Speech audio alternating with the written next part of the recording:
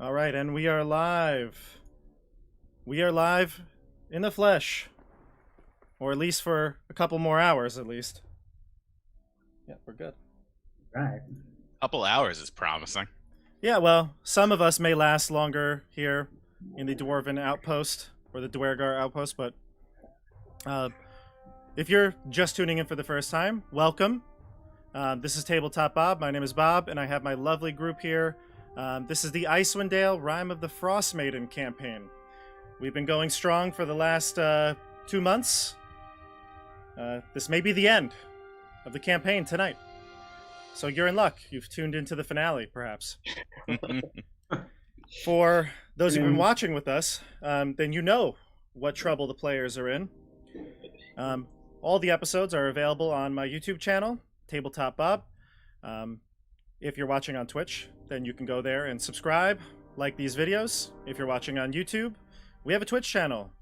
My Twitch is twitch.tv/tabletopbob. So please go there and follow me. We've got a lot of content going on. I've got a few campaigns and a bunch of great ideas for the future. Do a lot of live streaming here. So make sure you hit the bell so you're notified whenever we go live. Let's go around the horn here and introduce the party. Joey, who are you playing? I'm playing Rogal V2, a white dragonborn who has ran away from horrible situation, leaving his closest companions behind, and now finds himself in some desolate, frozen wasteland. Yeah. Just like he started. Basically, yeah, exactly. I was going to say, it's going to parody the introduction to the entire campaign here. All right, and then we go down to CJ. Who are you playing? I'm playing Edmund Brycene, friend to elf and man. Wink.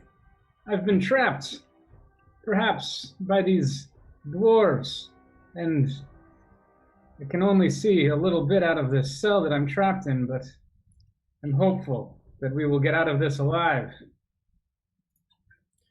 Yes, and hopefully you will, and your friends that you've made along the way may help you.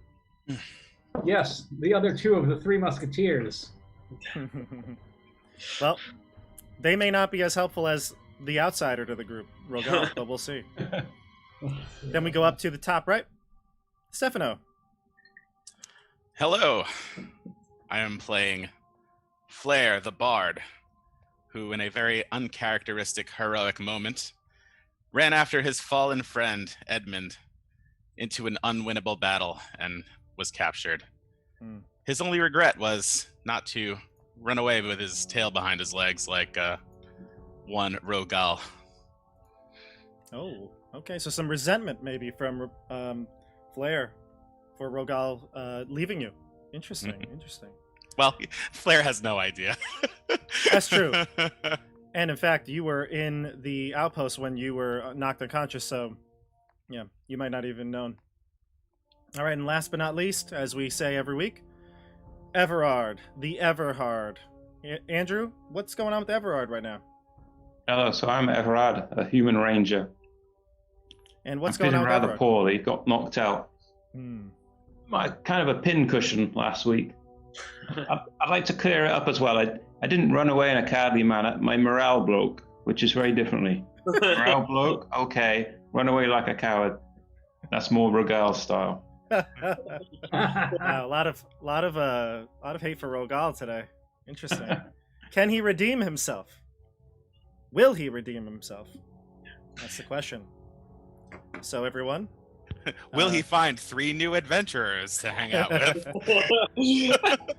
More likely the case. That's possible. Very possible. All right, so just a very brief recap. You know, we've been kind of touching on it, but the group found a Duergar outpost. They came upon it, stumbled upon it, really, following some footsteps, and then all hell broke loose. They were attacked. They were getting shot at from a watchtower. A ogre zombie was released upon them, and maybe in almost poetic fashion, the group just made too many mistakes like Rogal smiting too early, blowing his spells, not able to use radiant damage on the ogre. Edmund and Flair advancing beyond their safety of their friends, going into the outpost, getting surrounded by some weird plant-like creatures. And then Everard, like you said, just getting some bad luck. Dice were not with you. 3 of you are trapped while Rogal has turned tail and ran away. We are going to dive right back into Icewind Dale. Here we go. Are you ready? Oh, Ready. Yes. right. Yeah. one I ready. still feel bad for Paraloo. We feel really bad. Yeah, Why would happen to Parallel? that's right. Paraloo the halfling. Splat. She is now a... I think only Rogal and Everard know about Parallel. I might have Probably. had- Actually, no, the drawbridge was up, so I don't think I saw that. Probably, yeah. Paraloo was killed by the ogre zombie, who was the halfling that you were there rescue. guiding to safety. right into safety. All right, here we go. I am going to dive right into Icewind Dale. Alone. The episode opens with a familiar sight. Rogal, wandering through the frosty winter snow. The wind is swirling around him as he reaches the safety of the Yeti cave. You walk across the icy bridge that only a day ago had been the site of one of your greatest triumphs. Now, as you approach the back of the cave, you see the fires that were once lit the night before with your companions. Thoughts flash back to that night you spent here. The images racing through your mind. Edmund reciting his catchphrases, Blair performing melodies for everyone, Everard bringing back firewood as the blazes were beginning to die down, and Paraloo. Sweet, sweet Paraloo. The halfling adventurer who just decided she was going into retirement. Just one night ago. Seems like a lifetime. What do you do now, Rogal, that you've reached the cave? All right. I make a small fire for myself to sort of catch my breath, recover, and I contemplate like seriously about like all the times I've had with these companions, the adventure that we shared, even in this cave. I even weep for Paraloo because I dove in and saved her only to bring her to another death. And I think back at how I even wound up in this horrible, horrible wasteland of a place. That's And just when I think my resolve is about to break, I shake myself back into reality, and I say, I will not let these friends die. But now I need to rest. well, that's honest reflection there. You're determined. You will not let them die. So you're going to try to start a fire. Now, I'll say that some of the firewood that Everard brought back to the cave is still there, so you don't have to go forage for it. But you do need to give me a survival check to see if you can start the fire yourself. Alright. Unless you have any tools that would be helpful in this situation. I don't believe I have. Wait, don't I have a lantern? It's a good question. You can look in your... I think we went over this before. I think you do have a lantern. Yeah, I have a lantern. Yeah. Except the lantern will not... actually, yeah, you probably would be able to light that. It Yeah, just yeah. doesn't come with like a tinder box. We probably would say you do have one. Yeah. Okay. Should I do it with advantage then, or? Sure. Yeah, that makes sense. Alright. And I'm going to bring up the Roll20 screen here so people can see. At least see the rolls. Yeah, and survival. Hey. 12? A 12. Yeah, that works. So, Oh, and I see Edmund Rogal's oath. He doesn't have an oath yet. Yeah, no, he doesn't have an oath yet, but soon, very soon. Wait, He'll come soon. are we level 3? No, you're not level 3 We're yet. You're not still level level 3. 2. Still level 2. All right. So yeah, 12 is fine. So describe what you're doing here, Joey. Basically, I gather some firewood. I use whatever, like, sparking material that comes with the lantern, and I start a small fire and I just huddle around it, Mm-hmm. get my blood going again. Do you have any food Yeah, I've got like 3 days. of rations? Yeah, so I start eating whatever I have with me, Mhm. and I'd like to take a long rest before getting back into it. Okay. But yeah. So you're getting ready to take a long rest. Yeah, So what time of day is it? Is it late? it's afternoon, actually. Mhm. It's afternoon. Yeah, it's still dark because it's dark, eternally dark in this land here. In Icewind Dale, it's dark, but it's probably like 3 in the afternoon. All right, like, what time of day does it get like the brightest? Between 10 and 2, 10 in the morning to 2 in the afternoon. It was actually the most bright while you were at the Duergar Outpost. Okay. How confident am I in walking around at night? So- would I be able? Would I be able to retrace my steps at night, or do I feel like perhaps that would be treacherous? You've really, relied heavily on Everard during the entirety of the journey so far, so you probably don't feel confident. Honestly, getting back down the mountain might be even too perilous, but you may have no choice. All right. So you want to rest. Yeah, I want to rest. Okay. So you start to rest, and we'll pause you there. Okay. Okay. All right. So we're gonna go and head over to. Let's see. Flair and Edmund, both roll me a d20.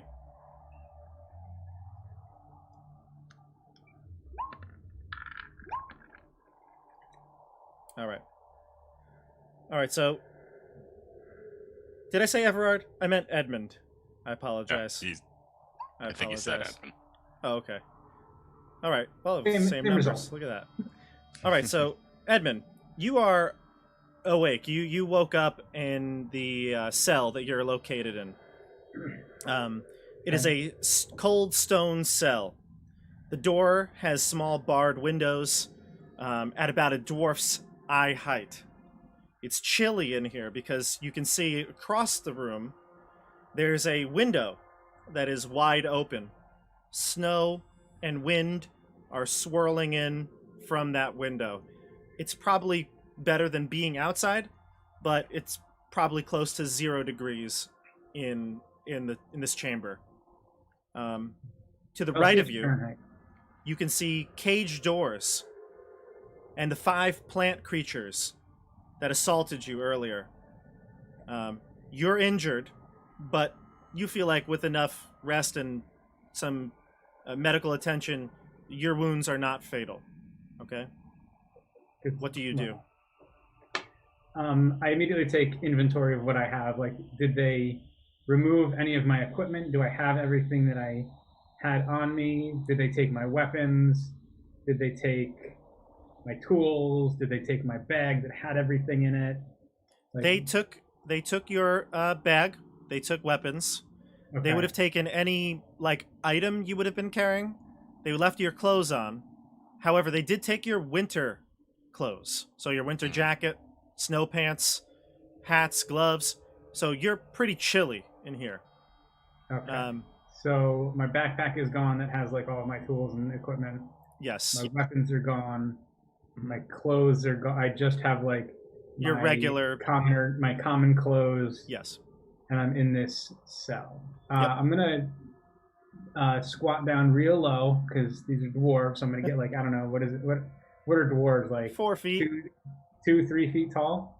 Yeah. So I get real low down, to try and peek through the grate on the door here.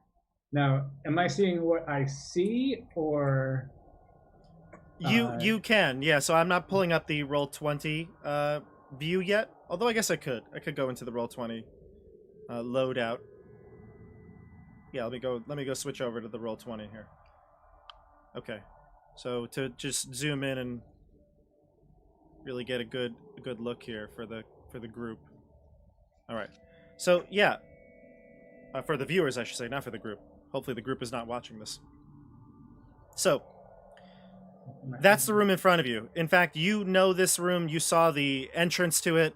You kind of peeked in during combat because I think you went down in this hallway.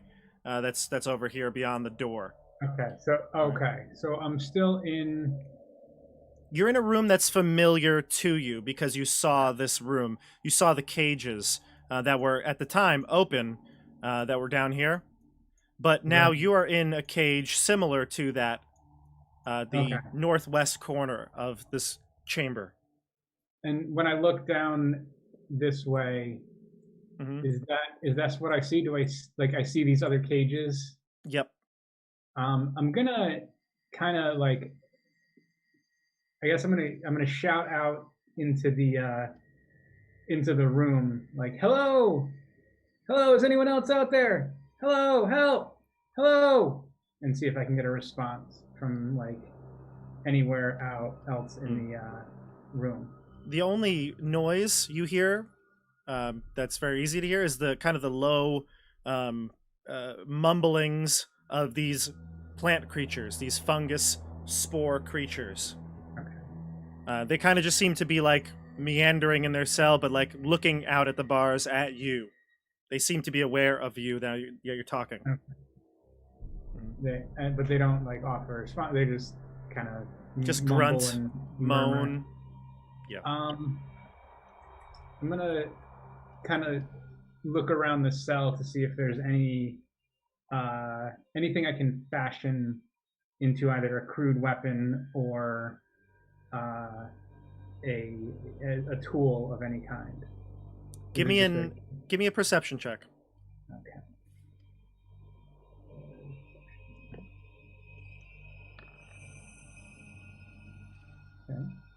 Mm-hmm.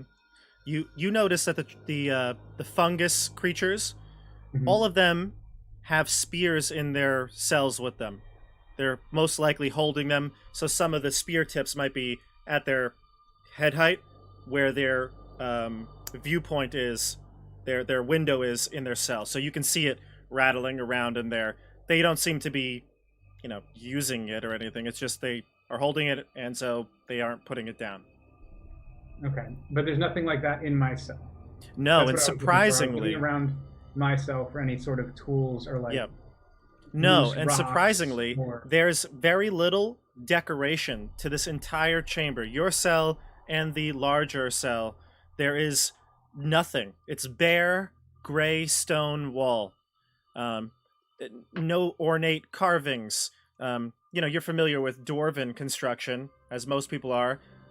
They take pride in their work and they really, embellish and show off with their craftsmanship. This is completely workmanlike. It is only efficient, and there is no detail whatsoever in the stone. Okay. And no loose rock, nothing. No, it's actually impeccably made. You feel like. All right, I'm just gonna go back to the door and just. It's like a wooden door. No, it's a stone door. Stone door. All right. Well, I'm just gonna go to the door and start just beating on the door as I'm awake. Sure. To try and make as much noise and Flare ruckus as possible. Flare, you wake up to the beating of stone. You hear the fists beating against stone next to you in the cell. You wake up and you're in a very similar structured cell, completely stone, gray wall, and you see the same room I described. Okay. From my view, because I've moved around in my box, I actually don't see anything. Oh, wait. Okay, so when I move up, yeah, I can see on the bottom that's The warriors. Some of the. I'm assuming they're fey creatures. I don't know. They are. They look more like creatures. Yeah, they look more like fungus humanoids. Okay. I hear the banging. Yes. Mm-hmm. Yes. Hello? Who's there? CJ, Edmund clearly hears Flair's voice. I hear that and I say, Fladrian? Fladrian, is that you? Edmund! What? You're alive! I'm alive, you're alive. What? We're all alive! A success! I mean, you and I are alive. We still don't know about Everard. We can't be the 2 musketeers, we must be the 3 musketeers. Three musketeers. The 3 Sounds like a great book. It will be a great book that you will write one day, I'm sure. Fladrian. The tale of the 3 musketeers and Rogal. But Under the pen name. Where are you? Is he below me? You give me a percept. Well, no, you don't have to give him a perception check. You can tell he's adjacent to you. You're in the 2 cells right here. Okay. I'm in the cell next to you. Okay. Do you have any idea how we can get out of here? Okay. There's those little the plant things. They're down there. They have spears. And they seem interested in us. We might be able to anger them and have them throw their spears at us. And then we can take those spears to try and pick the locks on these doors. Can I check the door for a lock? Are they locked? They are locked. They are locked, yep. They are locked. And it's like a lock. Yeah. It's not like, okay. Yeah, we can maybe pick through the locks or break the locks, and then that'll at least get us out of these cells. And then we'll have to sneak out and try and find Everard and Rogal and Perilou, and we'll all get out of here, the 5 of us together. That sounds like it could work. Yeah. Is there something you could do that would really piss off those things? Make them... I do have a question, Mr. DM. First of all, do I see anything on the ground in front of me? No. Give me a perception check, though, as well. Okay.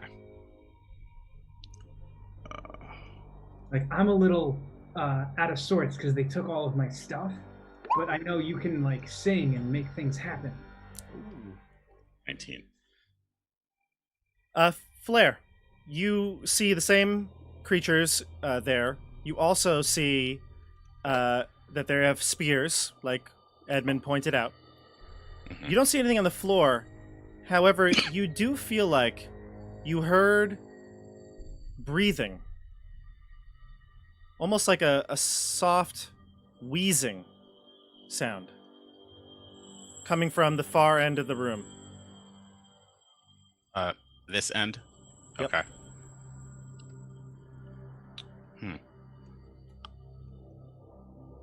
Then again, another wheezing. Okay. Now here's my other question. Sure. Can I cast Mage Hand, Sure. which is verbal and somatic? Yeah, I was gonna say it doesn't require material, so you should be okay. And I could also cast Vicious Mockery as well. Anything that doesn't require material components you could do, because they took your pack, so they'll take anything that you typically a spell pouch or whatever. So, but I don't have any spell slots anyway. Edmund. Yeah. I'm going to try to use a spell to grab one of those spears. Okay. And bring it over to your cell. What do you think? Good luck. Yeah, if you can get me one of those spears, that'd be great. I don't know if you're going to be able to wrestle it from their hands, but... I don't know either. If you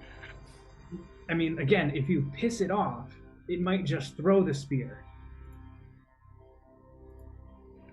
All right. Make fun of it. Like, say your father was a hamster and your mother smelt of elderberries. And maybe that'll get him to throw the spear at you. Or me, I don't know. But once he's not holding the spear, I think that's the easiest way to get it. Give me an insight check, Flair. Okay.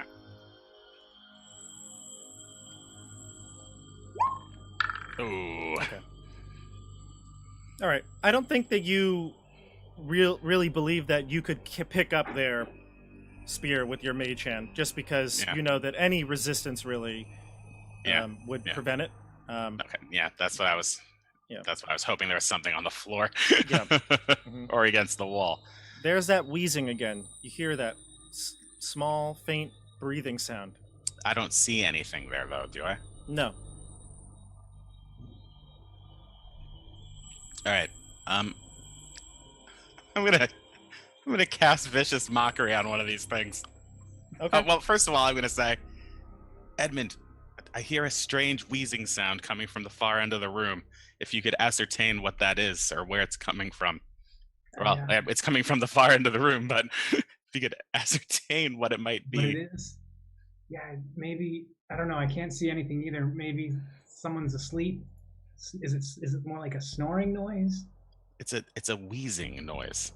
Okay, I don't see anything either, but try and get that spear. I think that's our best bet right now. All right. You don't hear the wheezing anymore, Flair. Oh boy. Okay. Last breaths.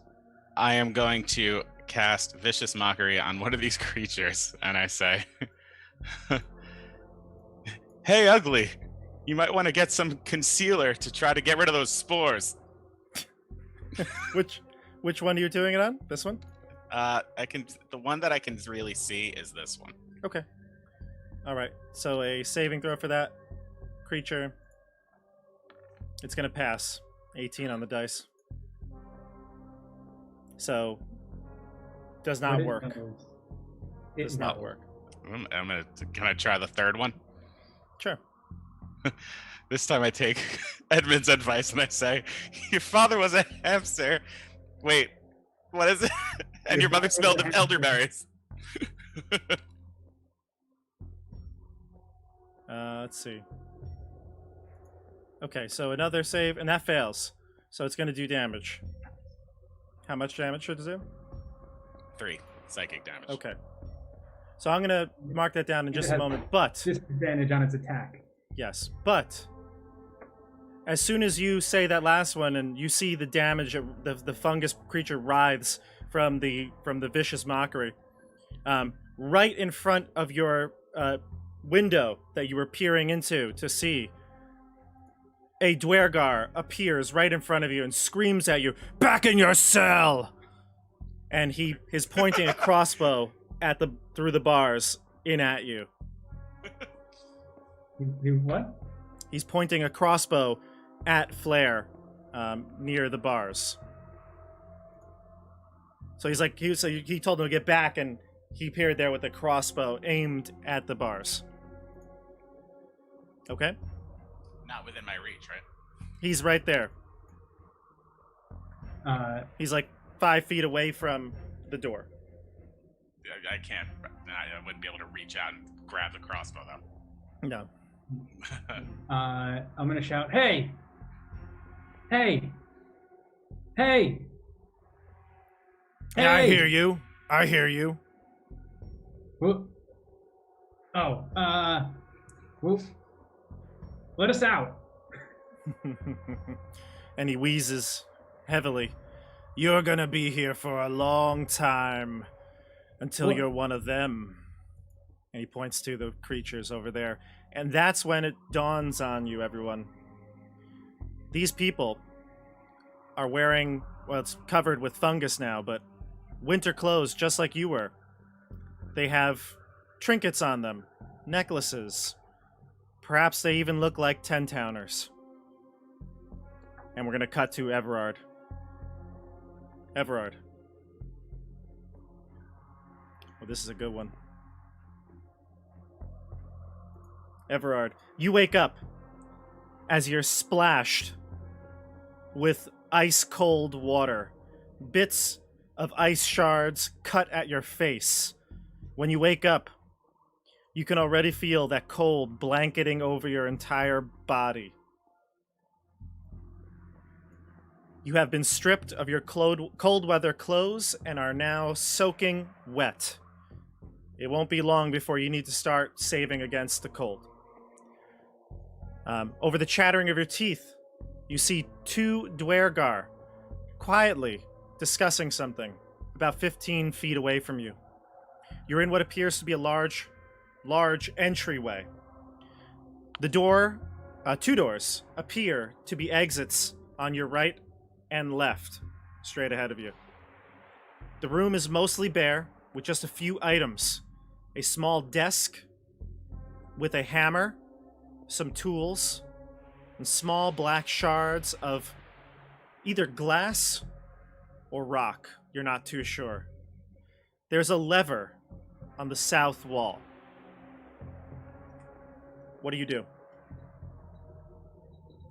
Do I have all my equipment is gone? Yes. Your equipment is gone. You are wearing your common clothing, and you are soaking wet. And the dwarves don't notice that I'm awake. They're talking to each other. They're talking to each other, but most likely one of them, the one that's holding the bucket, is this one, the one to your left.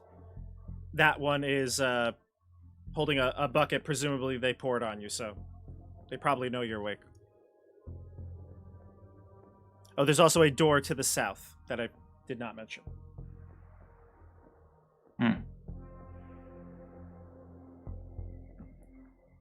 You're looking around the room, though? Yeah, I'm looking around the room. What does the lever look like it does? Give me an insight check.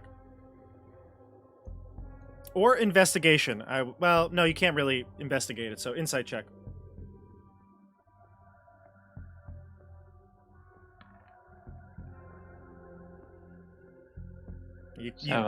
You can't tell.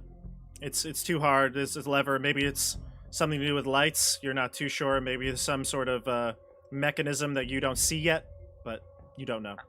How do I feel apart from being cold?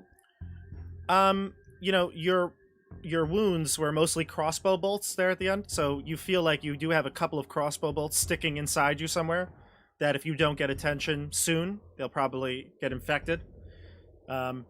You feel tired, exhausted, but you know, mostly cold right now because it's about 0 degrees in this room and you are soaking wet. And where? And you said there was a hammer somewhere. There's a small table in the corner here that has a hammer, some other tools, but the hammer is out. And there's bits of black glass or rock. You're not too sure exactly what it is.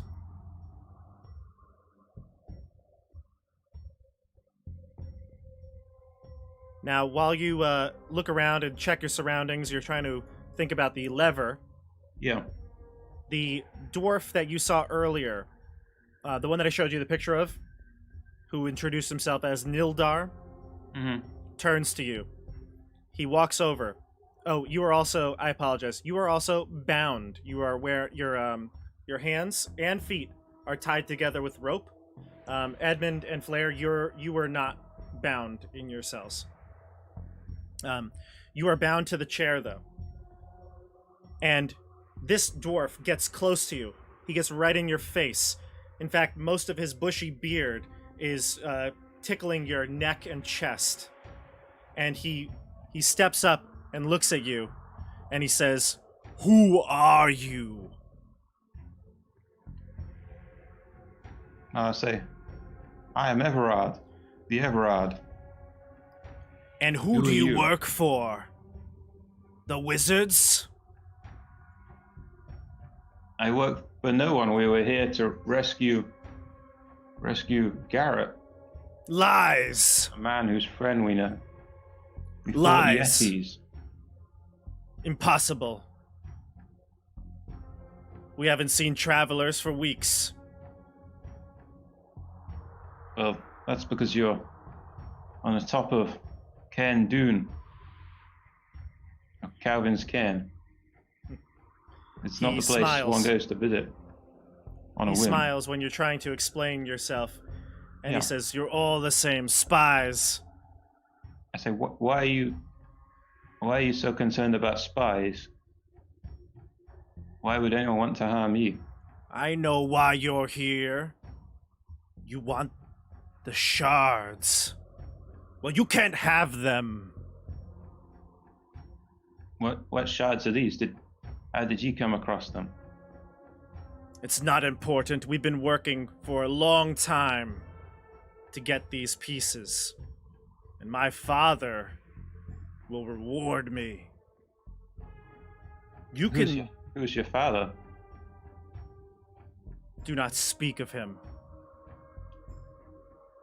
Tell me about your father. Tell me.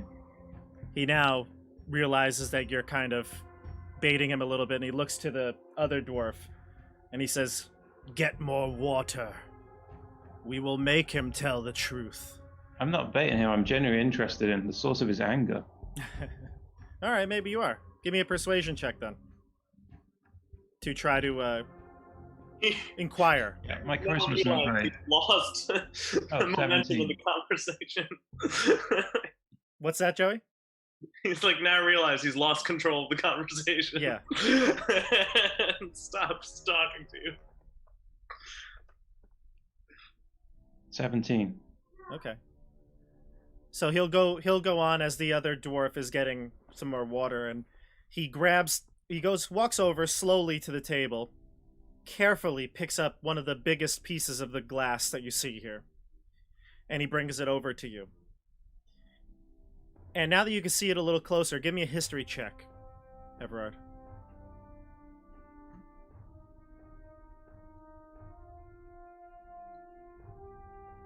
Seven. A 7? Okay. So you do recognize this crystal? I mean, it would almost be too easy that it could be what you're imagining, but your mind immediately goes to it.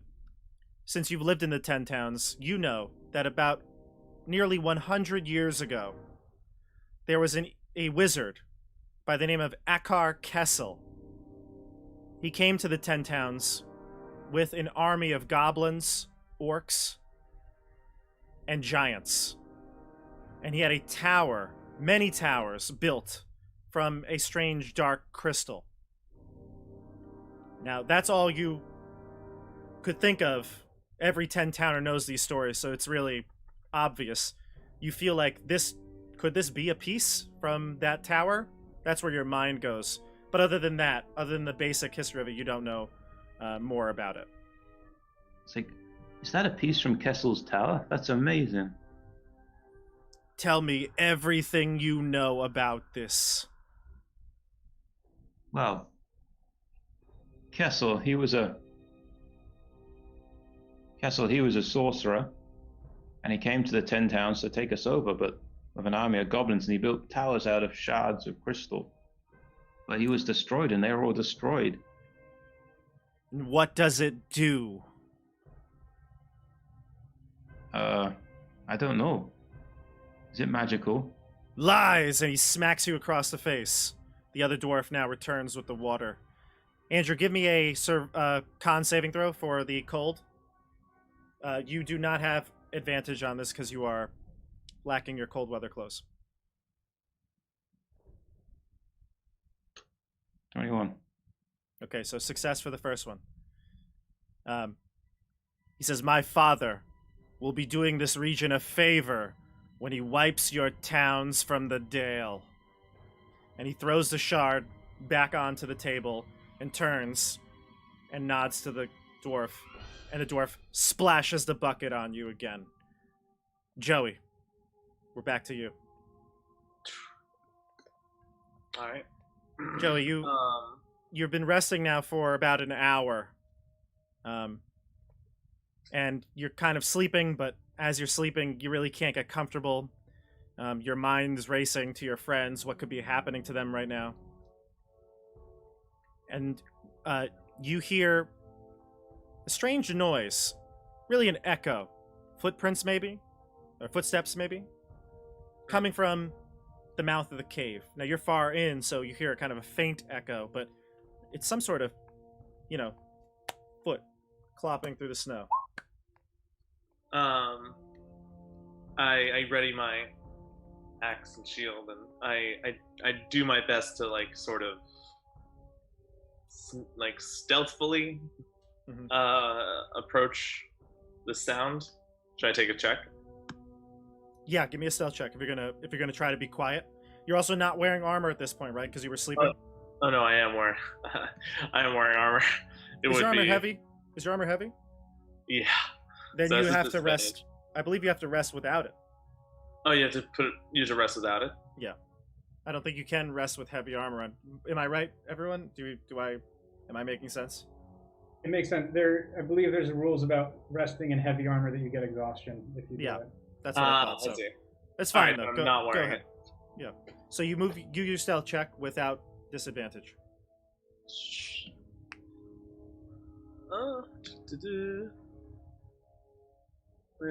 Where be you? 10. Okay, so you move over towards the corner, kind of where the Yeti mother had surprised you when you charged in. Okay? Yeah. All right. And waiting. Tense moments. 30 seconds goes by. 40 seconds. The footsteps are getting closer and closer.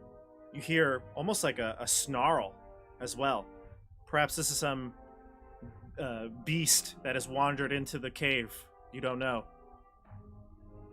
Ooh. And then how like can I want to like peek around the corner. Sure. Like with my eyes. So you very cautiously peek around the corner, and you come face to face with a massive polar bear. You're serious. This polar bear is, as it sees you, it rises up on its two hind legs and lets out a massive roar. I sigh. You're waiting for the claws to come. You brace yourself for impact. But then, you hear the creaking and cracking of bones as this creature starts to morph. And after about a round, instead of the polar bear rising up in front of you, you see an 8-foot-tall Goliath woman, clad in white furs, with a massive battle axe, a fishing pole, a bunch of different gear on her back, towering over you still because she's almost 8 feet tall. And you're pretty tall yourself, but she still towers over you. I pretty much get to one knee and I'm just like, oh, thank God.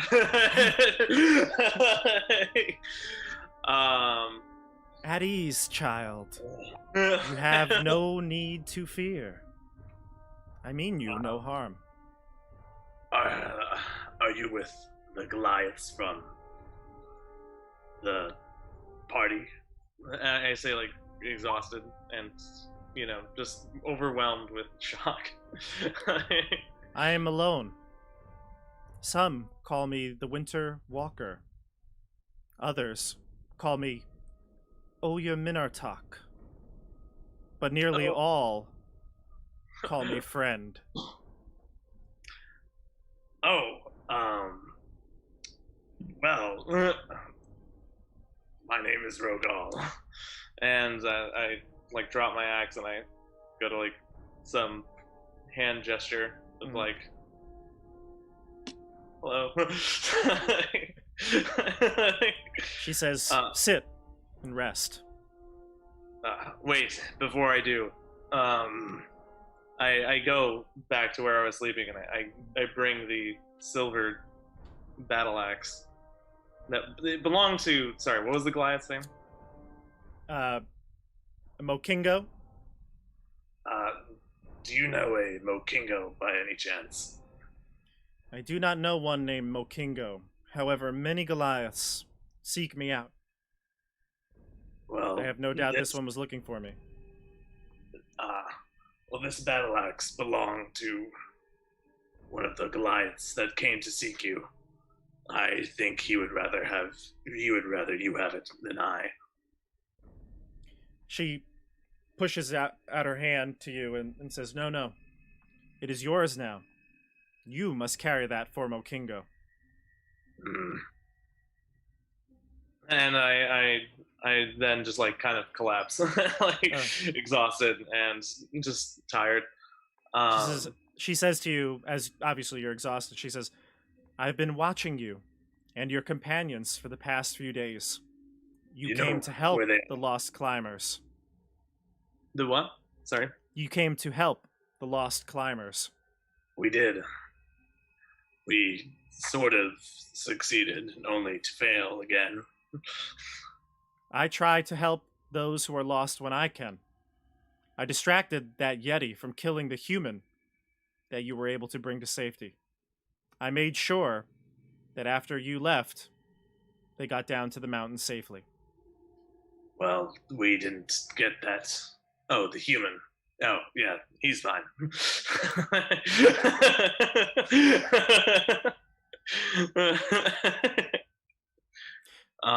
Tell me about you. Who are you really?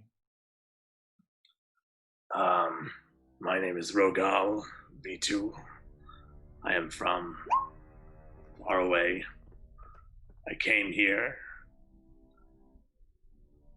And I go quiet. You hide great pain. You have much regret. Was it? You have much regret. I can sense it. What have you done? I have left friends behind. And not just this time, but other times. I do not want to do this again. I want to break this cycle of abandonment. Yes, you will not be able to trust, and others will not be able to truly trust you until you face what you have done in your past. I sense you are repeating mistakes. I sink into myself with regret. I can help you, as you seem true of heart and deeply care for these companions. Please. I would greatly appreciate that, and I would be indebted to you forever. She says that the dwarves, as you probably found out, have an entrance underneath their keep. Can you guide me to it? I can, but there is another way. The dwarves know that the river flows through their fortress, yet they do not know what goes through the mountain. I can take you to a cave that will lead you in the opposite way. I trust you. If this is what you think best, then I shall follow you. I can help. The dwarves have probably sealed that entrance already, but you have a secret weapon. Your dragon ancestry. Do I? You are blessed. You have the most fierce and primal of the dragons, the hunter. You are descendant of the White Stalker. You shall not fear the Grey Dwarves. They should fear you. I like blush with like shame, not always being a big fan of my white dragon background. How can I help you? Lead me there, and I will show these dwarves the meaning of fear. She says, I cannot make it through the hole. You will have to crawl. It will be tight for you. Whatever my companions need of me, I will not abandon them. Okay. I will do what I can to draw the attention of the dwarves. Their weapons will be no harm to me. However, it won't be long until they realize to use fire. Then I will be unable to help you any longer. Whatever assistance you could offer, I am deeply grateful for. Shall we make our way now? I believe so. If you'd like to take a short rest benefits, you can. Yeah, I'll take a short rest. All right. We're gonna go I to, use the hit dice, correct? Yep. You roll your hit dice and add your cons. Minus my con. Yeah. We're going to go to CJ and Flair next. Wait, how many hit dice am I allowed to use? As many as you want. I'm gonna use 2. Okay. You can also decide after you roll. yeah. You can Yeah, like sure, roll sure. 1 dice, 2 dice, 3 dice, whatever. So how do I roll it? Do I just roll a d10? Yeah, you roll Or just d10 click and on add your hit con. dice. I'm rolling a d10. You could also hit dice, yeah, on Hey. the character sheet. So that's 9. Yeah. All right, that's it. Go. Cool. Got 9 hit points back. Okay. You don't want to use any more? No. That puts me back at 13. So just 1 hit point away from. Ah, okay. It's so few hit points. Yeah. That's bad. So Wow, 13. That's not a lot. You know, you might. What a actually- my fearsome, max. a fearsome paladin. I do need to Level 2 -1 con paladin. Andrew, I need to move you. I'm moving you on the map, so don't worry. I'm just putting you in a different room here, okay? Cool. All right. Back to the two of you. Also, I don my armor before I leave. We're going to go with, yeah, of course, yeah. So we're going to bring CJ into the interrogation room. Oh. All right. So CJ, Edmund is greeted by 3 Duergar, one of them being Nildar, the one that you met earlier. Mhm. And I'm going to go to the layout again. And Sorry, Go do ahead. I see him being Yeah. taken out of the cell? yeah, so you see 2 other Duergar come into the room. The large bearded one, Nildar, he introduced himself earlier.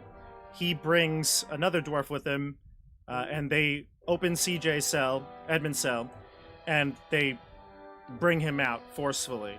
Now, of course, Can CJ, I- you're more than welcome to fight back or do whatever, but Can I just like yell some words of encouragement and give him a bardic inspiration as he's Sure. being Mhm. taken? what do you say? Edmund, don't worry. If anyone can find a way out, it's you. I'll find a way. Don't worry, friend. I love you. I know. I'm Music your swells. best friend. Music No? swells. I love you. I know. I give him like a thumbs up. A wink. A Cool, wink. bro. So, He said I love you, but he didn't say it back. Oh no. I did not say You go. that. all right. So Edmund Han Solos this and goes to the interrogation room. Do they bind me as they take me out of the room, or do When they? they don't bind you when they take you out, but when they get you to the chair, unless you want to do something beforehand, they will tie you up similar to what they did to Everard. Okay. Okay. No, I don't really have any. Right, it's like any a- options. you don't I mean, have a I play right options, now. but I don't Yeah. really have options. Right. So you sit down in the chair. They Mhm. bind your hands with rope and feet with rope. I struggle a Um, little bit. I'm like, yeah. what are you doing? Yeah. So the larger dwarf nods to the other dwarf. He takes a bucket off of the room, the table in the room, and splashes it on you. Also, Everard, Snakes? give me No, a better not be con check. snakes. Oh my god, I'm so afraid of snakes. Don't be snakes. Oh, it's just water. Everard, for your second con check, I need it while you're taking your rest here. You're cold. Okay. The Duergar with the large beard, Nildar, comes over to you. You smell his stank breath, and he kind of laughs in your face, and he goes, "We've killed your companion, the human, because he did not cooperate. If you cooperate, we will give you back your clothes. Can You will I be warm." insight? Can I tell whether or not he's telling the truth or lying about what he said? Yeah, you give me an insight. Okay. That insight check.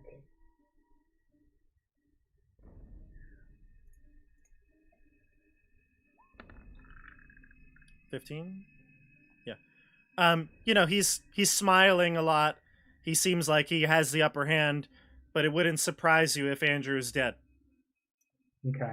It wouldn't surprise you, but there's hope in the back of your mind that he's not, that he's lying. Okay.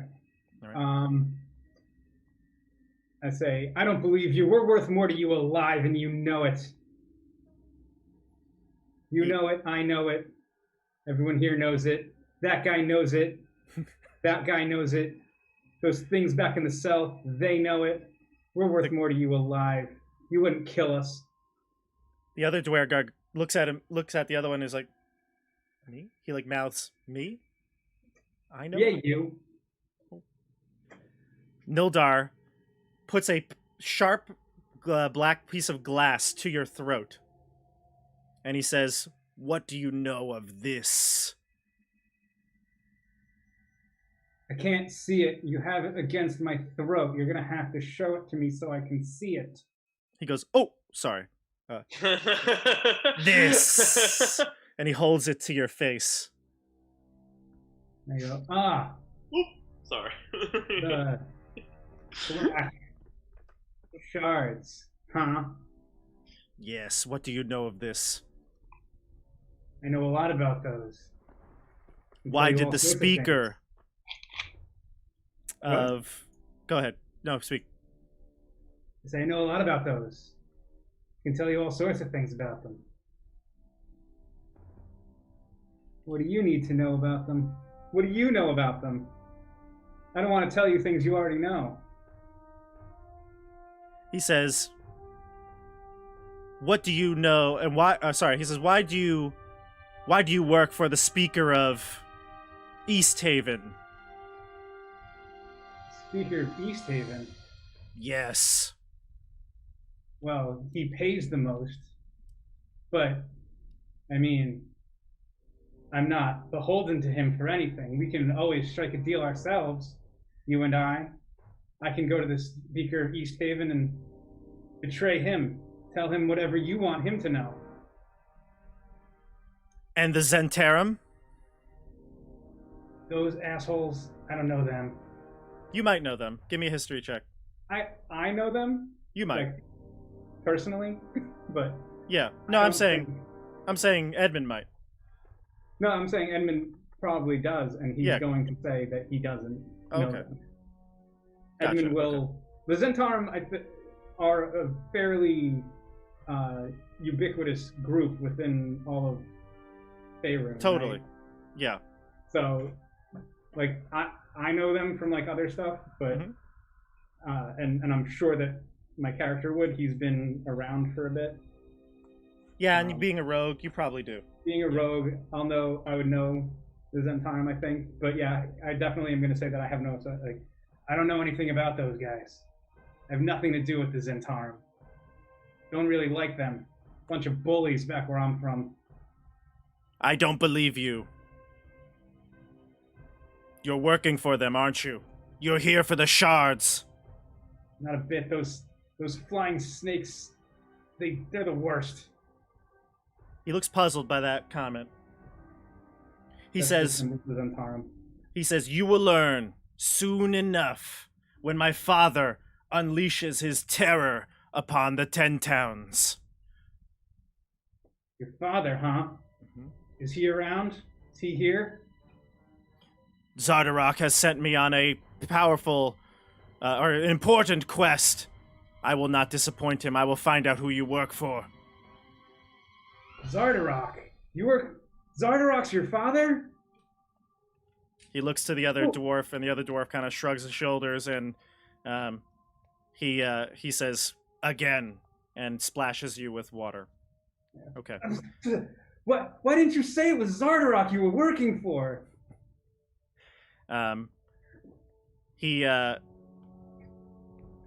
Yeah, okay. So he's done with you. He walks out of the room, and the other Duergar stares at you while he's like kind of watching. Right. All right. I look at the head dwarf. Yep. He left. He's leaving. Yeah. Okay. He'll turn though right beforehand, and he says, "If you don't admit who you work for and tell me your plan, then we will turn your friend in the cage next to you into one of those spore creatures. We found that when people are exposed to the myconid spores, the human mind can succumb to a major mind-altering state, eventually bringing death and rebirth, especially when the cold fills them." Give me that name one more. It was Zarda what? Zardarok. Zarda. Okay, I'm gonna have to use that.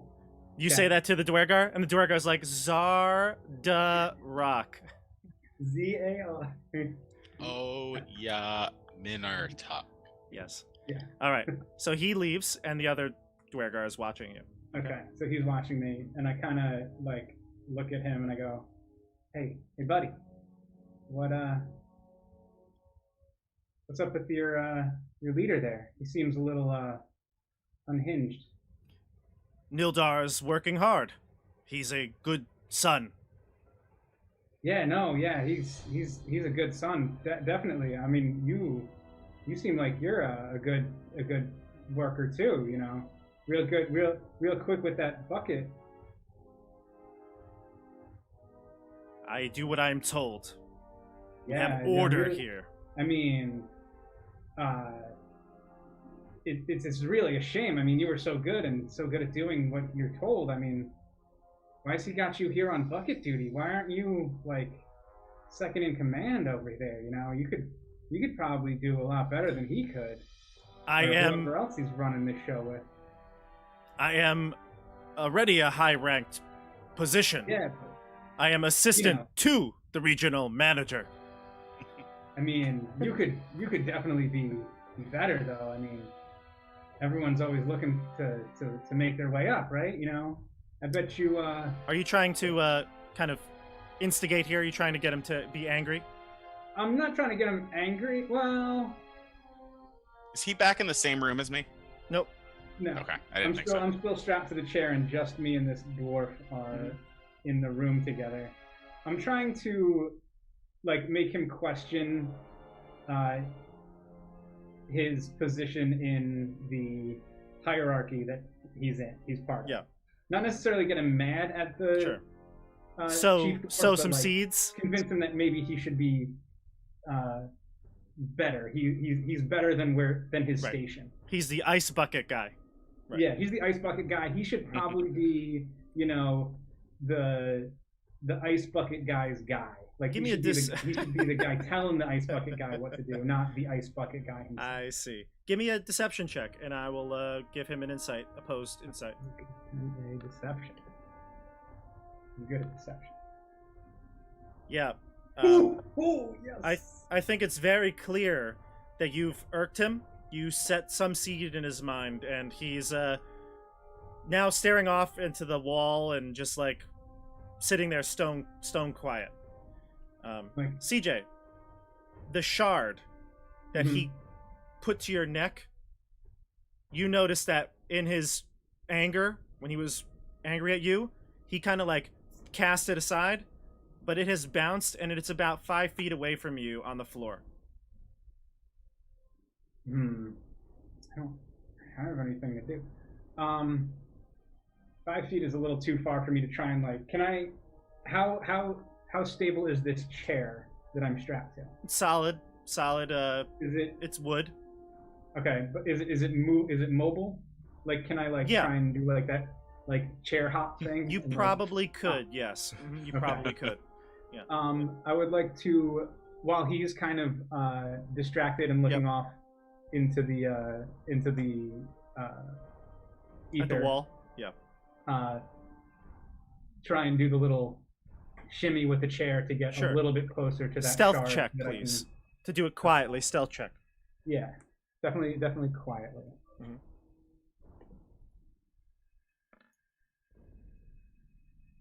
Oof,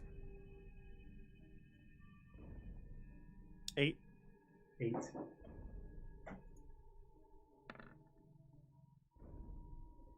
Okay. So he notices you moving a little bit. You kind of were testing the waters here. And he walks over to you and he says, "Why was I getting the ice bucket?" And then we're going to cut to Stefano. Stefano. So you see Nildar walk in and he motions. He says, "Ruvik, open the door. Get him out." And Ruvik, the Duergar, goes over and unlocks your cell, comes in, and grabs you. Do you allow him to bring you out? I suppose I don't Okay. have a choice. Yeah. So yes. So he brings you over to the cage here. All right. And Nildar reaches in to one of the cages. He plucks off a round, like spherical pus ball off of one of the fungus. It's about the size of like a baseball. And he comes over to you and he says, "Your friend wouldn't talk. So I told him that I'm going to turn you into one of them." And he starts to squeeze it a little bit and the pus starts to flow out. "Tell me, why are you here?" Listen, this this has been one huge misunderstanding. You see, my name is Flair. I'm a famous musician. I'm very, very famous across the entire Sword Coast.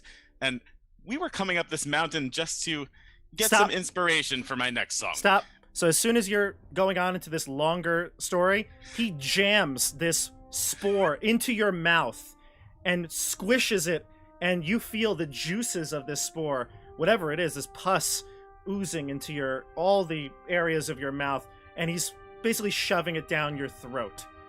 Okay? Obviously you're not going to like it, you're going to resist, but are you going to try to break away? Are you going to try to fight? Are you going to basically just, swallow this? I'm trying to spit it out. Okay. Give me we'll go with athletics check right now. I'm going to give you disadvantage because you're being held by the other Duergar. All right? Yikes. Go ahead. Okay, Oh. so they shove this spore down your throat. You're also really cold because you've been in this room now for about an hour, and you have no jacket. So I need you give me a con save as well. Give me 2 con saves. First one for the cold, and one for this fungus. All right, I'm just gonna roll with advantage. Okay. Those are my 2 rolls. Okay. So the first one being a 8 for the cold. So you go down a level of exhaustion. And you seem to be okay. I mean, you feel a little nauseous because this was the most disgusting thing that you've ever had to eat. But the juice is all over your face. It's nasty. So he says, "Good, good. I do not like ones who talk. Now, throw him in the cell. All right.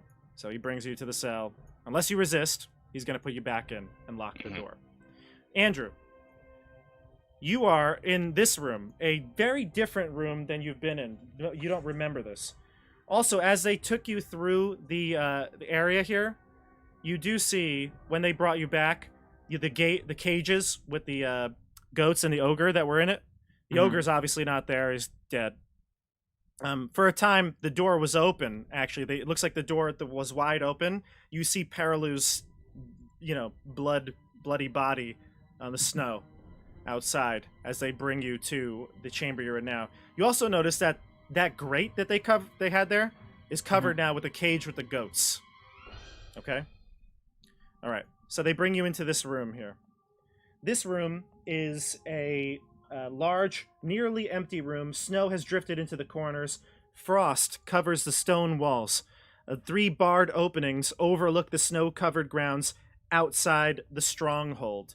And you see a Duergar in here. He's kind of guarding you to some extent, but he's looking out the arrow slits. He's got a heavy crossbow, and he's a little different. He's got an eye patch. He looks over to you. He's got crazy hair and beard. And he says, I put a couple of these bolts into you earlier. I'm just going to ignore him. You were supposed to be a good shot, weren't you? Yeah. You had a bow? Aye. Oh.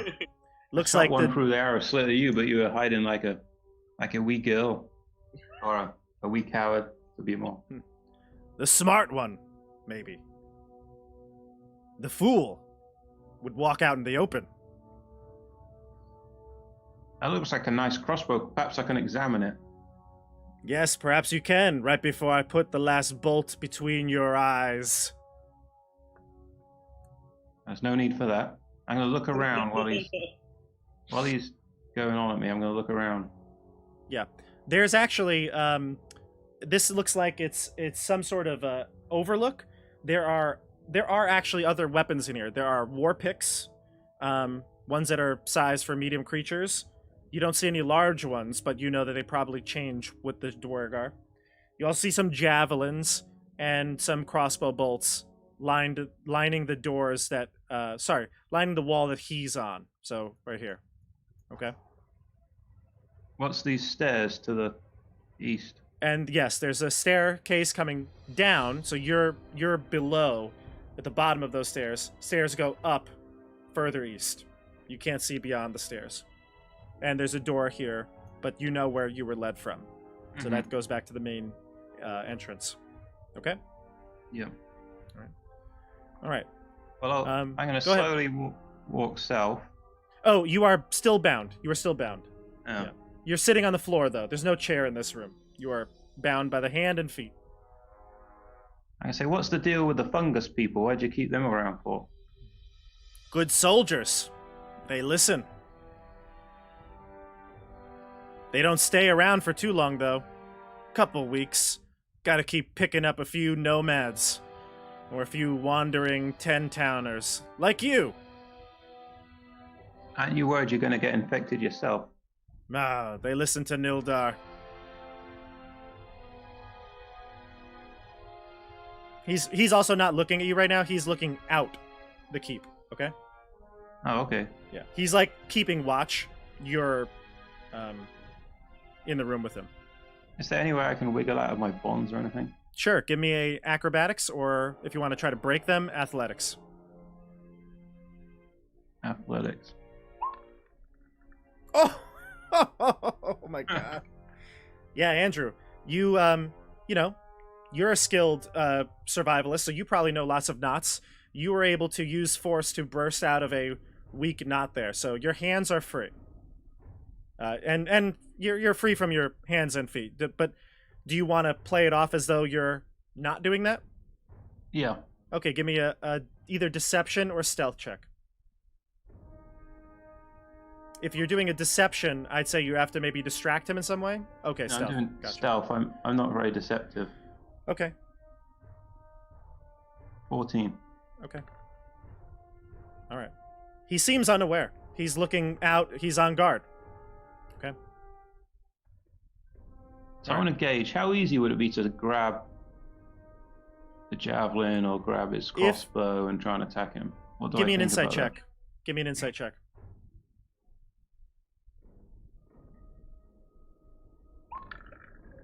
11. You know that you would not be able to reach a weapon in one round and use it. You'd have to use half your movement to get up, and then half your movement to get to the wall, and you would be just a little bit short. So if you were to get to the wall, you'd have to double move. And does he look particularly strong? He Or does. is he kind of weedy? No, he looks... All these Duergar look like they're battle-hardened. Guys, I'm getting tense right now. I might try and wait for an opportunity. Okay. I'm All right. attacking right now. Maybe he'll go away. Sure. Okay. So you're sitting there pretending to be bound. Got it. Yeah. I'm Joey. going to pretend to fall asleep. Okay. Joey, Rogal is led to another cave down the mountain by Oyer Minartok. She polymorphs back into her polar bear form, and you're following her. Actually, she will allow you to ride her. Yeah. She will allow you to And ride. it's like Okay. I hug the polar bear. Yeah. And- For warmth, actually, even, yeah. For warmth. So because of that, you won't need to make a check. Okay? You won't need to make a survival check. She brings you down to another cave, and twisting and turning, you see a small little river running underneath sort of a crevice in this cave. Except the river is obviously frozen over. She tells you that, a few hundred meters from here is the outpost. I will return and double back and meet you at the front. When you see me engaging with the Duergar, that's when you need to break through that grate. Use your dragon's breath. The metal grate will not be able to hold you. Okay? Is that what you meant by my dragon's ancestry before? Of course, use your ancestry, that ferocity. Channel it. What did you call me? Ancestor of the White Stalker? Yes. It I'll keep courses that. through your veins, the blood of the white dragon, the white stalker, the predator of dragons. I start snarling.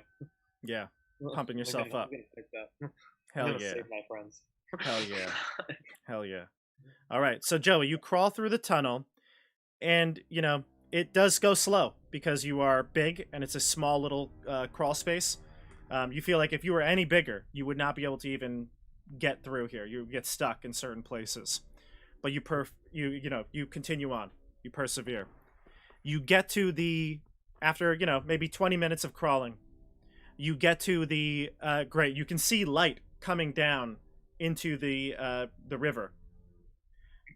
Tunnel that you're in. You see the light.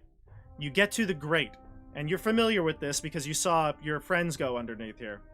Place yourself here on the map, right here. Oh, sorry. What's up?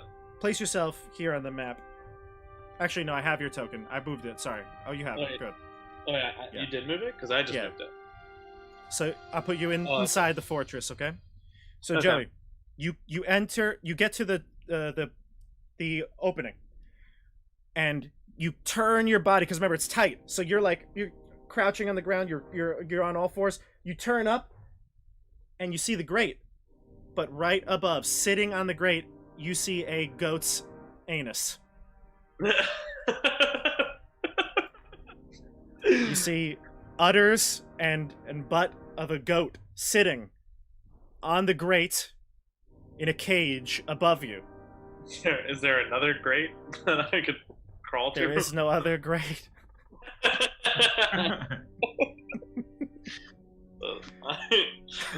I poke it. Move. The goat, you hear a little bah, but it doesn't move. You hear your Minotaur's words in your head echo. Use your ferocity. You are the ancestor, or the descendant of the White Stalker. I snarl at this goat's anus, like I want to sound like a wild animal, like. Give me This is like an intimidation check. Give me an intimidation check, sure. Or an animal handling, one or the other. Alright, I'm gonna go with intimidation. Okay. Gotta save the goat. Okay. The goat perks right up with the 22. The goat runs to the other side of the cage. Rah, rah. The actually two goats are in the cage, so the other one also is startled and starts to neigh, whatever the goats. What do the goats say? Bleat. They bleat. Yeah. That was really loud. I just saw it on the stream input. That went well into the red. Well into the. For those of you at home, I apologize. That was so loud. Wait. So hold on. Did she give the signal yet? Is she distracting yet? No. You can peer out the tunnel here though, and you could wait. Okay. Yeah, I wait. All right. So we'll go back to CJ. CJ, what do you want to do? The man says, "Why? Why was I given the bucket?" He's gone through this entire crisis. I mean, I poured it, sure, great, but couldn't Ruvik have gotten the bucket once? I know, man, and you're so much better than Ruvik. Like, why is he's over there guarding the cells? That's where you should be, guarding the cells. Or even, you should be, probably helping dig out these shards, They got you watching prisoners? What kind of BS position have they stuck you in? You're way better than this, man. Look, if you let me out, I can go over there and talk to them, maybe, figure it out. You need some representation, someone who can really talk to those guys. Tell them that you are in the wrong place. No, I can't. Zardarok will. He like. No, Zardarok would kill me for that. Would kill me for that. Nothing. Don't. Zardarok. Who's Zardarok anyway? He's not your dad. He's just Nilgar's dad. Just he can't tell you what to do. I am Earthhild, and I deserve a seat at the table. He turns around and he walks out of the room to go, presumably, tell off Nildar. And with that, I am definitely going to shimmy over to the shard that's on the ground. Oh shit! Oh, it's going down, everybody. Okay. As without being as careful as I was previously, but I'm gonna shimmy over. Can I, just get it with my foot? Try and flick it up to my lap. Give me a dex or acrobatics check to kind of hacky sack it up to you. Acrobatics. Oh, definitely I can do acrobatics. Okay. All right. I'm gonna acrobatics it up to my hand. Oh my god. Yeah. I'm just gonna flick it up right into my hand. Yep. Exactly. That's behind your back. There was gonna be plans to get it to a bunch of different places and then slowly shimmy it, but once I got it in the right spot, I can get it. For those of you at home listening, it's a nat 20 on the acrobatics check. So CJ, describe how this happens again. Describe how this happens again. So yeah, I kind of flick it up onto my foot, and then I flick it up from my foot, and it lands kind of right into my hand that's bound to the chair. I turn my wrist, I catch it, and the sharp pointy end is right towards the binding, so I just have to do a little bit of sawing motion to try and cut the bindings enough that I can break free without too much trouble. Okay. I don't know if I need to sleight of hand to break free or anything, but no, I think just with enough time you could do it. The glass, he took the sharp one because he wanted to kind of intimidate you with it. So you're gonna work on cutting the binding. Okay, a couple rounds, you'll be free. All right, great. All right, so Earthhild runs into the room flare, bursts open this door, and says, Nildar, I deserve better than this.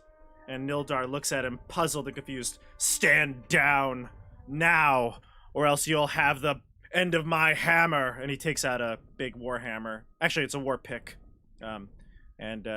Ruvik also turns. Again, he's got a crossbow in his hand, but he's it's down at his side. He's just looking at this confrontation going on. What do you want to do? I was trying to do this while the leader was out of the room, but he seems to be... Hold on. No, that's too risky. I kind of want to just whisper to Ruvik. He might have the right idea. That guy's... Your leader's pretty bossy. Okay. He made you... Standing right there, he made you open the door? I mean... I don't know. You've just been sitting in this room the whole time while these other dwarves are walking around with the leader. Give me a perception or a persuasion. Or no, that would be more deception, I would say, right? You're kind of trying to sow seeds of doubt. Either way, it's still the same +5, Okay. but I do have disadvantage, unfortunately. Uh-huh. Mm-hmm. Uh, A 9? 9. Well, he looks at you and he's a little puzzled by what you said, and he goes, "Listen, get back in your cell before I do something bad to you." He waves his crossbow in front of you.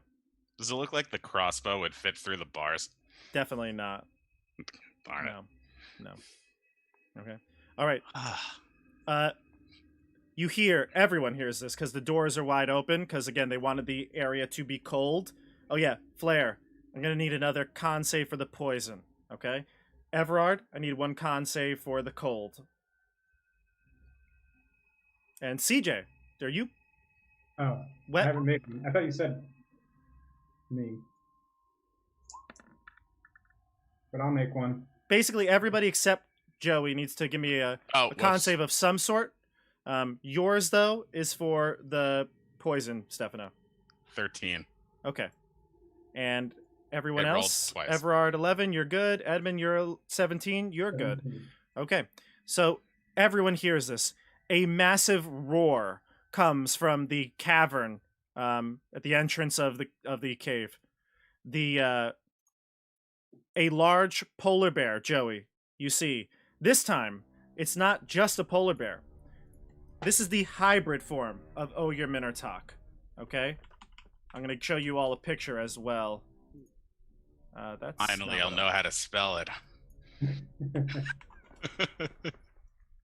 Here you go. It's actually, here it is. Perfect. Here you go. So you see this. It's almost like a half-human or a humanoid-looking polar bear standing on its hind legs. You see this. Okay. It looks like a hippie. You know what? Like Willie Nelson. You know what? Yes, though. Yes. Okay. Again, Oh, the yeah. This is not intimidating at all. Well, Joey, I did describe Ogre Minotaur as a little different. This is a generic version of this creature. Ogre Minotaur is wearing more regal type clothes. No like ripped clothing. It's like white furs. The polar bear, obviously, fur kind of goes with it, as well as intricate, braiding and jewelry. Not the hippie version, but yes. Okay, we're good. Got Alright. like a fishing pole.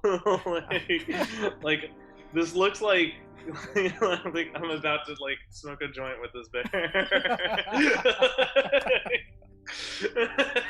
Well, this bear is your savior, so be grateful. Hell yes. Be grateful here. And then you hear a dinging of a bell. The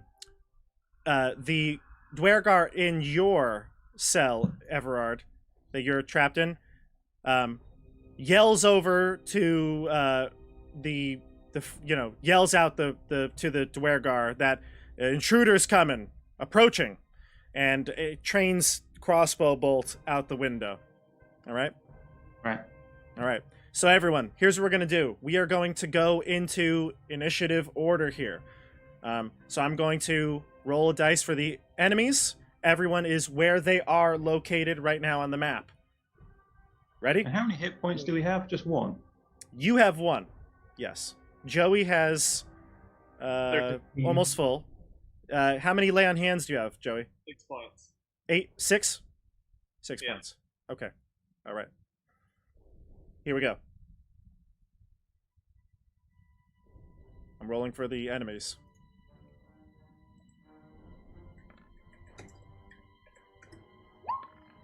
Okay. So the enemies are going to go first. Let's begin. Wait, what? The CJ rolled already for you. Okay. I'm rolled already. Maybe. All right. Here we go. All right. So Ogre Minotaur starts to run now, fully at the main entrance of the cave here, or entrance of the outpost, and the Duergar that were alerted. A bell is now ringing through the entire fortress. You all hear it, so you're aware something is happening.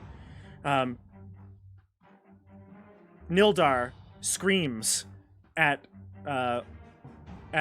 Earthhild, and he says, "We can discuss this later. We have intruders. Get yourself together." And he like kind of punches him in the shoulder and pushes him out the door. So he says to Ruvik, "Watch them and get ready to release the Myconids." And he leaves. Okay, so the Earthhild gets pushed out the door, and Nildar moves forward to the entrance. All right, who would like to go on your team? I'll go with you guys. Go ahead. So I'm obviously that's the signal, I imagine. Mm-hmm. Dude, yeah, I don't see any like dwarves around me, right? No, but you do hear the screaming of one dwarf saying, "Get yourself together." All right. I use my ice breath on the crate. The crate, yep, and the cage, yep. Yeah. Okay. You don't have to roll damage. You frost over this crate and the grate that is underneath it. You probably could use your axe to like smash through it now. It's like frozen solid. I just I smash through it. Yep. And I like skulk up and I prepare myself for a fighting stance. Sure.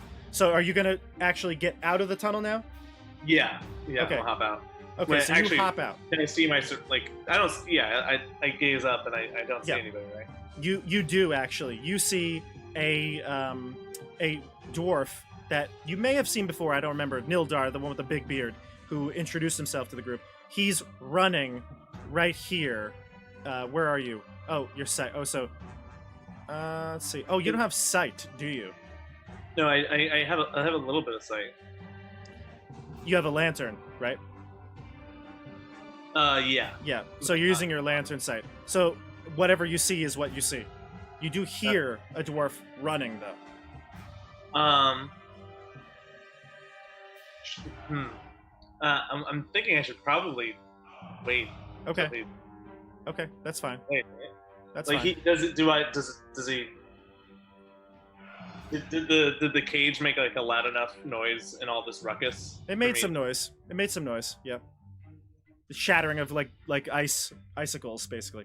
All right. So then, why don't you hold your action for now? If you want to do something with your action, actually, sorry, it's really just your movement, because you did use your action to blow through the ceiling, the grate and the crate.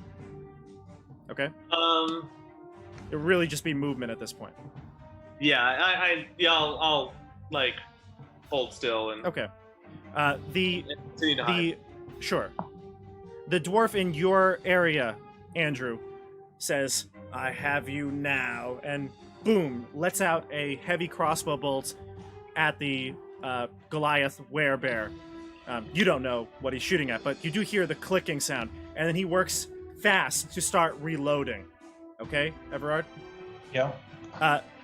Joey, you glance back at your Minotaur gets smacked right in the head with the bullet, and it seems to bounce right off of her fur, as if it didn't even harm her one bit. Okay. And she lets out a fierce roar. Yeah. All right, who's up in the group?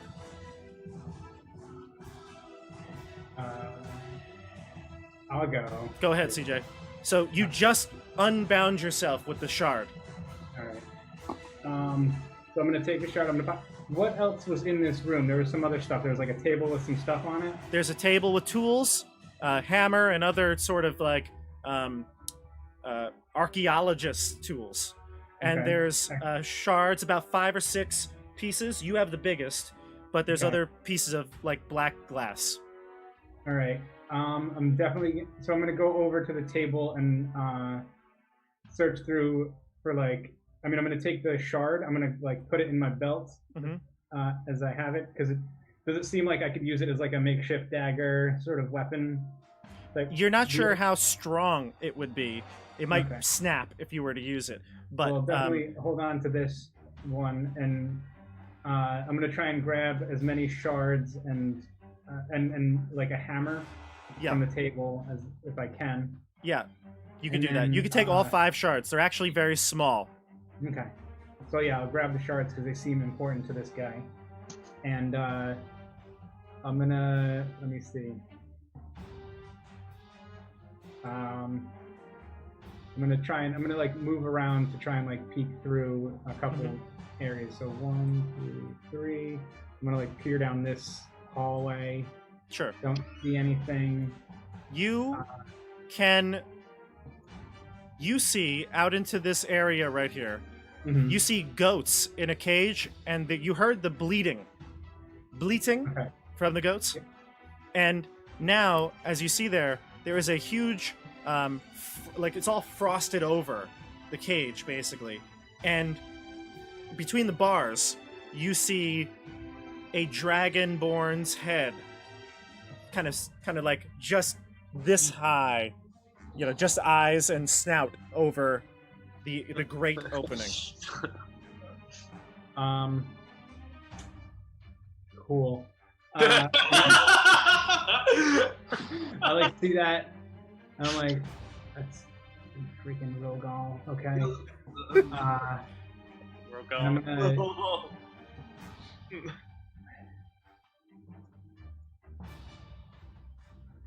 I'm gonna keep moving down the hallway, so I Okay. have another 3 movement.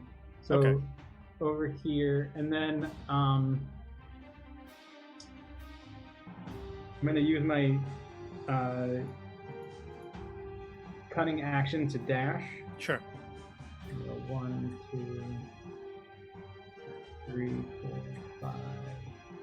And you see Nildar running into the open here. And he's shocked to see you. Oh, Oof. I didn't see him. I was moving a little bit further. I was moving a little bit faster than I could see down there. Can I back up a little bit? You could back up, but he sees you. Well, I wasn't planning. Like, I didn't see what I could see on the screen. That's the issue I'm having. Is that like if as soon as I would have like seen him, I would have been further back. Like, I would have stopped moving. Of course. Of course. Of course. Who wouldn't? Sure, go ahead. So I was actually Back it up. Back it up. Yeah, so if I turned the corner here and saw him like Yep. there, Yep. then I would have definitely stopped and moved back and stopped Sure. right there. Okay. I'm gonna give him That's a where- perception check to see if he sees you. Actually, no. Give me a quick stealth check to quickly notice him and then, boom, turn around quietly. So, And I'll use his passive perception for this one. What is it total? 15. 15? Yeah. Okay. You're pretty sure he didn't see you. Okay. All right. Yeah. Okay. I got his passive now. All right. Next up, the dwarves go. So Ruvik heads over to the gates here and starts to open up each of these one by one. Flair, you see that happen, okay? He's opening up the first one. It looks like he's going to be heading to the second next. All right. Your turn, group.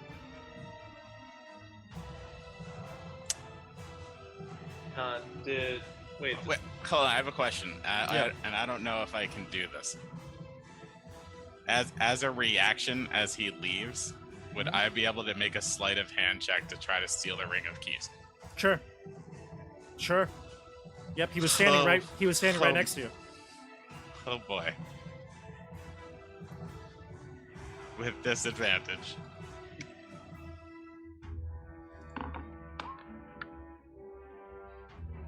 Oh, 7? come on. Yeah, he smacks your hand away, snarls at you as he continues to do the rest of his turn. So he moves over there and gets these gone. Get these guys going. Alright. Okay. All right. So let's go to see who's left here. Earthhild. Earthhild. Am I missing a Dwer? Oh yeah. That's right. Earthhild will go in a minute. We're gonna go with this Duergar here. So Joey, from your vantage point, you can still see your Minotaur. you now see a enlarged Duergar with a huge pick appear right to the left side of Oyer Minotaur as it slams its pick right into Oyer Minotaur's back. Okay, Oh. it appears. I'm gonna move you so you could see it because I know that you probably can't see it from here on the map. I'm gonna grab you to so you could just see real quick. All right, you see it now? Yeah. Yeah. So this giant Duergar appears out of thin air and slams its pick into the back of your Minotaur. And again, surprised that it appears no damage was given to Oyer Minotaur. Whew. The Duergar is like basically crapping his pants right now and use the rest of his movement to leave Oyer Minotaur square. She will attack him as he retreats, and yeah, she'll do some damage. I'm not gonna roll it for right now, so go ahead, Joey. Our group. I think it's just Andrew left. Yeah. Yeah. Everard. Yeah. Do you think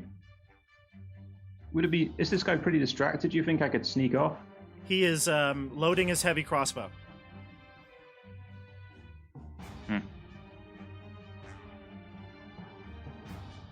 What the hell? And the javelin is, and I can move 30 feet, right? You can move 30 feet, Yeah. but you are sitting, so you have to stand up. So can I get to the javelin in 15 feet? How about this? Last turn, right? When you had plenty of movement, did Yeah. you want to like maybe just scoot 5 feet? Okay. Give me a stealth check to make sure that he wouldn't have noticed you moving. Yep.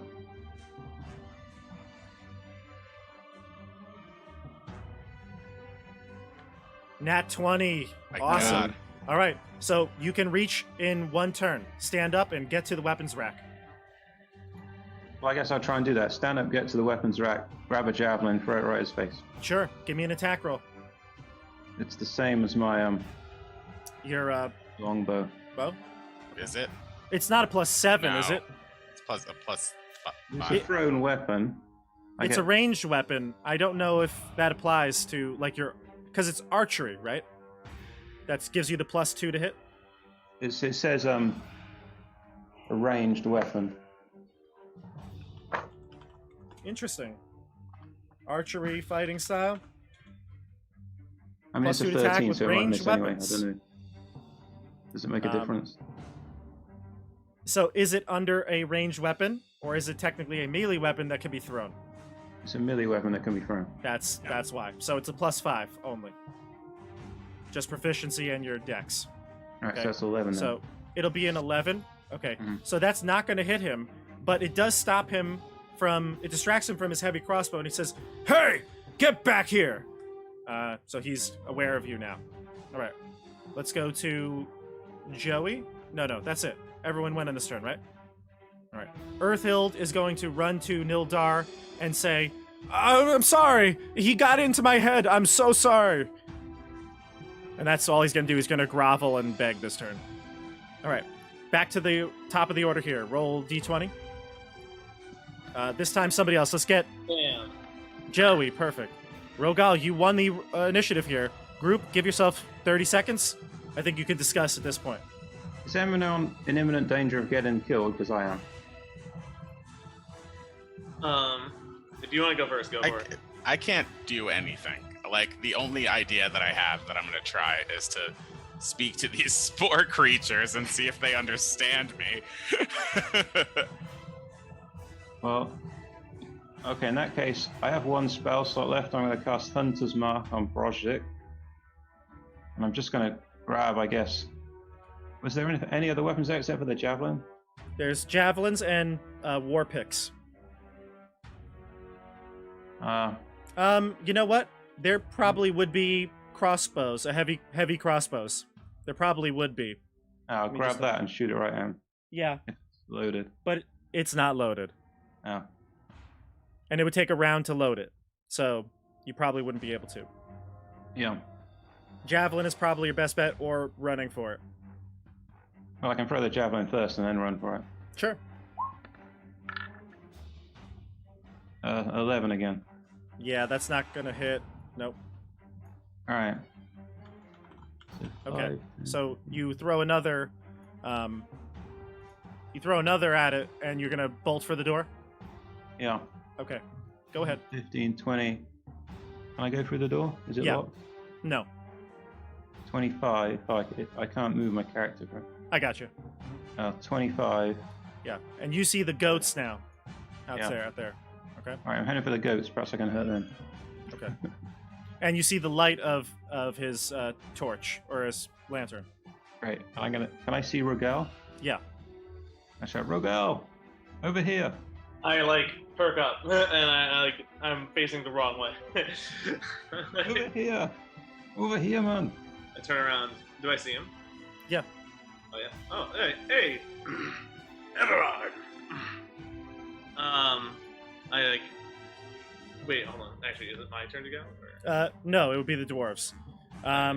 Bjork or Brork is gonna wait. Actually, Nildar is gonna go next, and he's going to run into the center here, and he hears Rogal and you're talking, and he says to Earthild, get them, and then you can redeem yourself.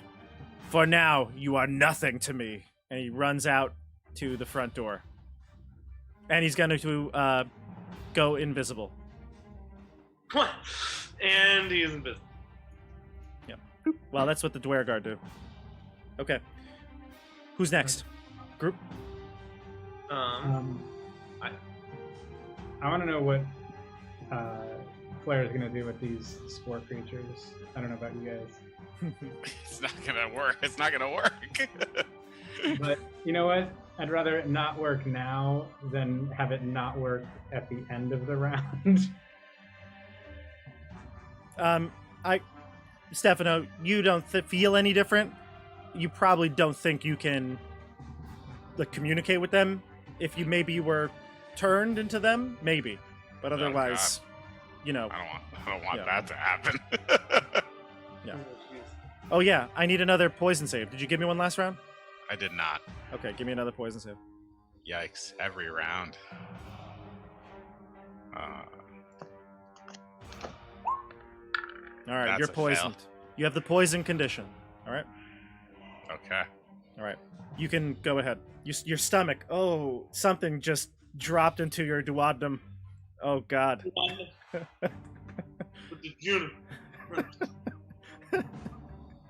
All right. So, who would like to go? Flair? I don't even know what to do. So somebody else go. Okay. I'll go. I get up and I see Everard.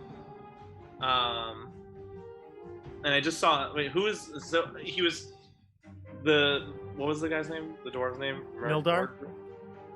What was that? Nildar. Nildar? Mhm. I heard him talking to somebody, right? Yeah. I move 1, 2, 3, 4, 5, 6. So I move here. You see the dwarf now. I see the dwarf.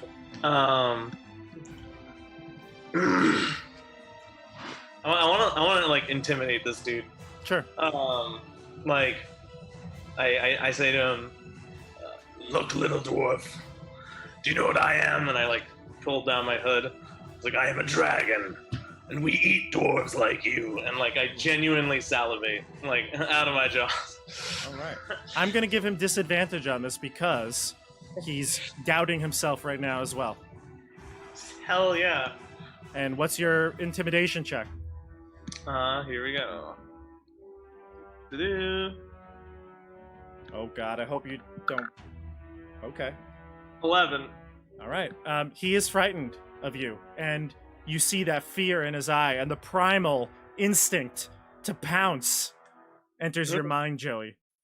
Ah, All right. snarl. I'm going to give you an inspiration for that. Go ahead. Hell yeah. All right. The way I do inspiration, by the way, I don't know if I even mentioned this to everyone. This is the first inspiration we're getting. you just can use it as a complete reroll whenever you want. You don't have to declare it beforehand. Just when you roll a d20, if you want to re-roll it, you can. Okay? All right. Okay, cool. All right. He's going to run into the next room, spend his turn running away from you, and he enters the room again, and he says to Ruvik, he says, "They have a dragon! They have a dragon!" All right. Your turn, group. Between me and Flair, I'll go, I guess. Sure. Because Flair's still not sure what he's going to do. Yeah. I'm going to take a step out. I see Rogal. Or actually, no, hold on. I can see Rogal from there. I see Rogal. I see him intimidating the other dragon, but I'm still in my plain clothes and I don't have my equipment.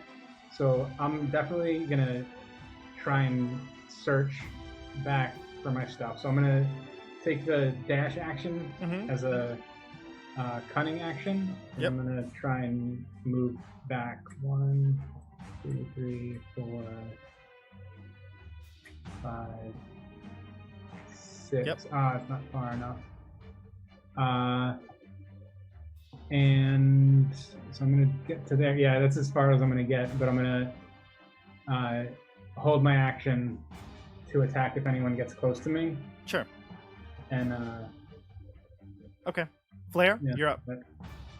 I'm pretty much going to hold my action to cast Mage Hand, and as soon as these two Duergar start leaving the room, once Ruvik's back is turned, I'm going to try to use the Mage Hand to again retrieve the keys. Okay. Ruvik will go now then and say, "Get out there, you scaredy cat! You will embarrass Zardarok." And he pushes him out the door. All right, so I'm casting Mage Hand as they leave, Sure. moving Mage Hand 30 feet to try to steal the keys. Give me a stealth check.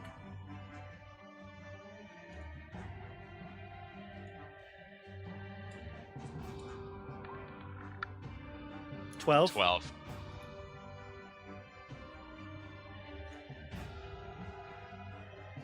Success. Yeah. Ah, thank God. Success. The keys float off of a little hook that he had on his belt, and as he's pushing the Duergar out the door, you see the keys slowly moving towards you through the air, Okay. and you get them. I don't think I could use them this turn, though. That was I your think action. that the Mage so no. Hand action was to steal the keys this turn. Right. Mhm. All right. Okay. You have them, though. All right. All right, so that's their turn. Ruvik is going to go use his second move to go back to the tribal warriors. And he spend 5, 10, 15, 20, 25, 30. He actually won't reach it. He'll go to there. Okay? But he's walking back. You know he's probably about to reach for his keys to open the next door. All right. Everard, I think you're... Oh, no, you went already. Everyone went, right? Right? Yep. Okay. Yeah, that's everyone. All right. Oh, your Minotaur charges at this Duergar here, and she ends up pouncing on him, tearing his scale mail off, getting to the meaty bottom, and he's dead. it probably would look so cool if I could see it. Yeah. Well, this is D&D. Use your imagination. Okay. This giant hippie Goliath werebear is just if I could just raking. see those two tokens sliding next to each other. Finally painted. Yeah. Okay. Now, let's see here. Let's go to, yes, Bjork. So, Bjork comes out here and actually runs. Yeah, he'll run to you, I guess. He's here, Andrew, but he's got a torch with him now. And he actually is going to spend his second turn running past you. So you don't have a weapon to attack him with, so he's just going to continue on. 1, 2, 3, 4, 5. Okay, so Bjork runs past you. Make it unarmed, right? Make it He's got a unarmed, right? crossbow. Yeah, Everard's unarmed. Yeah. Okay. You make an All right. unarmed strike. Strike him as opportunity. I think you need to have a weapon you're proficient with, right? I don't think you're proficient with your melee attack. I don't think you need a I think you need a melee weapon that you're proficient with. Am I wrong? We can For look it an up. opportunity I'll give attack? you the attack if you can do it. All right. But let's roll for the next initiative turn. I'll go. All right. They're gonna go first. 2. All right. Rolls are crushing it today. Okay. So Nildar takes out a torch and runs at why am I can't roll here. Oh, there you go. Runs at the Goliath and throws actually no, I'm sorry. Takes out a flask and now appears from his invisibility and throws it at the Goliath werebear, setting it on fire. And Ogre Minotaur lets out a loud roar as she retreats from the prey that she just killed, running backwards now while the fire is engulfing her. Nildar is now visible. So I'm going to bring him back to the token lair. He's over here. I'll move him in a second. All right. But Joey probably is the only one that can see this. Okay. Before you see him, right, Joey? Yeah. So he steps out a few feet and then throws it, and he ends up out in the snow chasing Ogre Minotaur around. Okay. All right. Now we go to the group. I mean, if I go, I'm just going to go and grab a crossbow, so somebody else can go first. I'm gonna Does anyone need to go imminently? I'm gonna chase the dude chasing Oya Minotaur. Okay. Move yourself. 4, 5, 6. Okay. Oh, just like one square away. It doesn't say it needs to be a weapon. Okay. Drop So everything. Andrew, you can make an attack, an arm strike for a point. All right, Joey. What's the rest of your turn looking like? Yeah, I chased this Mildred down. All right. And I seem to be just like a little too far away. But like I prepare like an action to. Do you want to like, dodge? You want to dodge? Take the dodge action, so they have disadvantage to hit you. Yeah, actually Okay. yes. Yeah, I take the dodge action. I'm like Okay. trying to Yeah. block his way and Yeah. be like Get ready for the fight. Yeah. Yeah. Okay. All right. The other ones will go. So Bjork is going to actually take his turn first, or earlier this turn. 1, 2, 3, 4, 5, 6, or 5 right there, and he's going to look out. Yeah, and he sees you, Joey. He's going to take a shot at you. I have to be aware of this, right? In order You're to aware. dodge. You're alert. It's high combat. You know, you're aware of what's going on right now. He Okay. does have disadvantage because you dodged, so he gets a total of 5. So not much. But Sorry, it wouldn't be 5. 7, but still not even close. Okay. Then we go to the group. So Go ahead, Flair. I would like to unlock the door. Yeah, go ahead. All right. So I'm using the mage hand to unlock the door. Sure. Is it unlocked? Yes. Then I'm moving the mage hand back towards Ruvik. So that the mage hand is right here.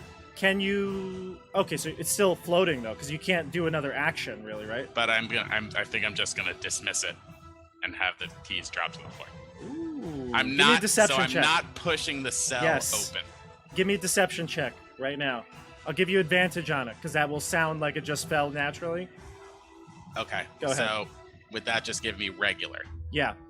Sure. Mm-hmm. All right. Yep, because you're poisoned and exhausted. Okay. That's good. That's good. All right.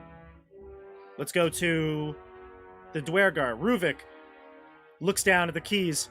Ah, hell. Picks them up and then gets over to the cage and starts to unlock the next 2. All right. Edmund, are you last? I believe I'm last, so I'm gonna. I still have to go as well. Oh, sorry. I have to go. But go ahead, Edmund. He said he was doing something not as I'm gonna, critical. Is this door? Can I open this door? Yes. I'm gonna try and open this door. You can open it. Okay. I'm gonna push that door open. Yep. And see A what's, stone-carved bed and desk occupy this drab room. Atop this desk are several shards of the same dark crystal, as well as a crumpled-up piece of paper and a burlap sack draped over a glowing object that emits colored light that shifts from blue to green to red. Presumably, the lantern that was missing from the inn. Goats. We did it! We did it. Yeah, can I open? You gotta open that door for me there, Oh, Bob. sorry. So I can move into the room. Okay. All right. Yes, yeah, definitely. When I move into the room, I see all this stuff. You said there was. I'm gonna just start. You said there was a burlap sack. Yep. And that's over the thing that's glowing, or that's. Correct. Mm-hmm. So, okay, but the I'm glowing grab is the sack. I'm just gonna start like throwing the shards, like the ones that I grabbed. I'm throwing those in the sack. I'm like scooping everything off of the desk into the sack. Yep. And you notice your backpack, along with all your friends' gear, is located near a trunk at the foot of the bed. All right. Then I'm gonna run over to that area and grab my bag. Mm-hmm. And I'm just I'm gonna use as much of my action as possible to start donning my equipment. I don't know what exactly I need to put on or how long. I'll check, but I'm gonna throw on the backpack and grab my gear. I'm just grabbing stuff that grabbing whatever you can. Yeah, exactly. What's your capacity? Do you know how much you can carry?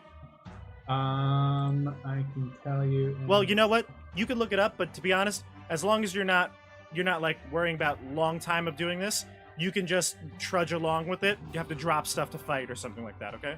Right. Yeah. I mean, I'm gonna try and put my bag on, put on the like because I want to put on the because I don't have my armor on, right?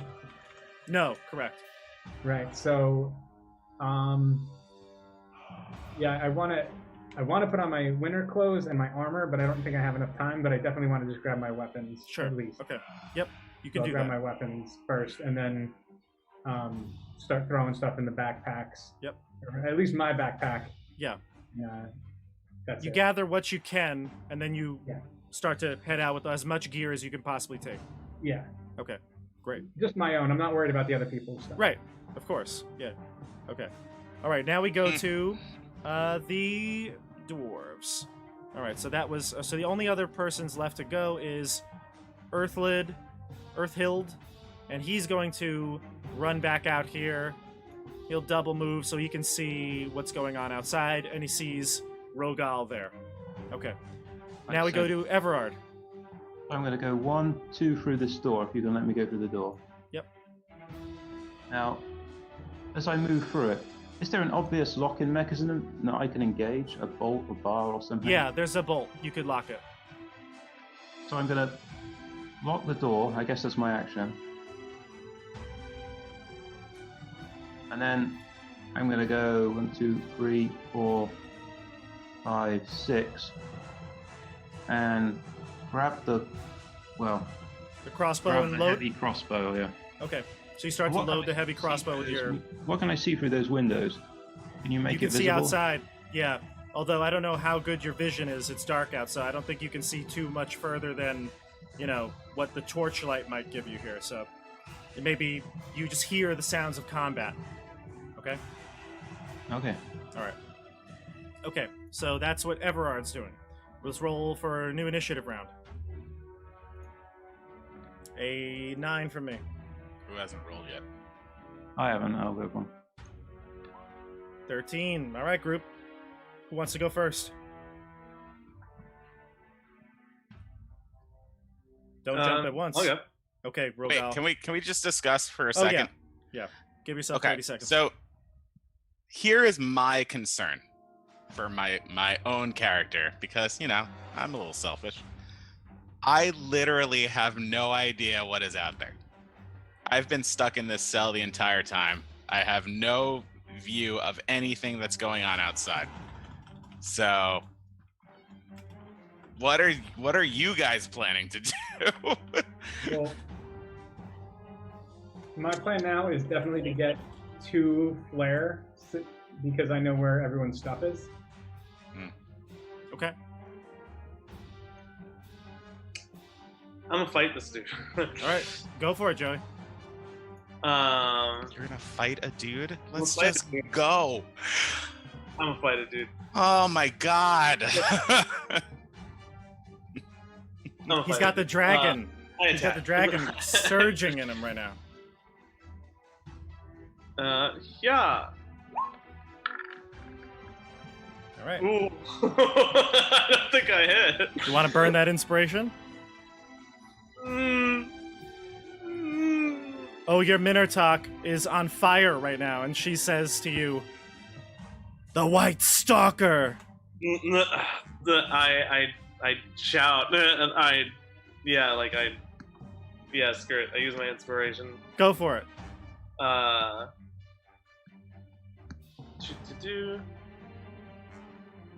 Yeah. Woo! 20. Joey, There we go. I'm going to give you a one-time option right now. Okay.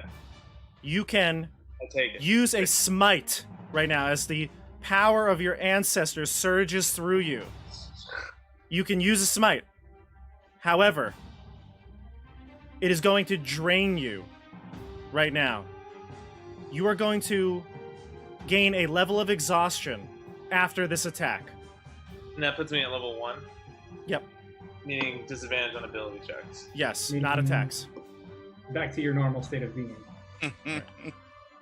You will be able to smite right now and gain a level of exhaustion. Okay. Yeah, why not? No, Go ahead. I take it. No. Go ahead. Um, Describe how this looks when you're done. Roll the damage first and then describe how it looks. boop. Wait, All right, so There's- 4, 8. so 8 plus. You get 2 more. 1 more dice for a smite. Yeah, 3d8. Yeah. Yeah, total. Yeah. Well, okay. Okay. 8 Well, there you plus go. We'll just use the 3d8 total. Yeah. So 19 damage. 7. Oh, plus 7? No, plus. So the first roll was an 8 total.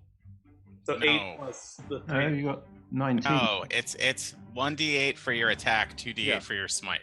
Yeah. So 1d8 it's for the attack. 19 plus 4. 19 plus Oh. 4. Okay. So yeah. 23 damage. Describe this. You knock the Duergar down to one knee.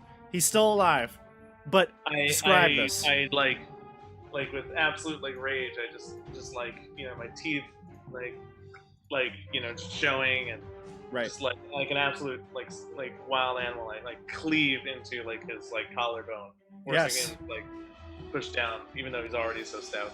Yeah, exactly. He's so stout and hardy, but you bend him to his knee as he cries out in anguish. This axe just levels him down. You could see the axe blade is about halfway into his shoulder at this point. Okay? All right. He's bloodied for sure, and he's really angry. He's going to go next. He's going to take his as I see war the pick. angry look on his face, I just get angrier and in Yeah. his thing. Yeah. He's going to take out his war pick and use it to dislodge the axe as blood squirts out from his collar. And he raises himself up to get as close to you as he can for a dwarf. And he's now got you, you're locked. Your blade of the axe, his hammer, and he rises, and then you are looking down at him, where he starts to get bigger and bigger and bigger until you are looking up at this Duergar. And he comes down on you with his one hand, basically, because the other is just garbage at this point. And he slams down his pick. I'm going to roll to see if it hits you here. 19 Alright. to AC. Yep, right. A total of 17. Oh, so close. Jeez, you're 19, you said? Oh Yeah, I my think god. All right, so Joey, it hits your armor, but doesn't cut through like you did to his. All right, all right. Let's go to the group. All right, I'm gonna go. So there was a Duergar over here Correct. He left. that you said double moved. He left. Yep. Could I make? I mean, I'm asking you if I can make a check for free to see if like I can kind of make a break for it quietly and try to make it. You don't out need there. to make a check. You think you could? Yeah. Yeah. All right. So I am trying to stealthily open the cell and get the heck Bolt. out of there Sure. without being noticed. Give me a stealth check.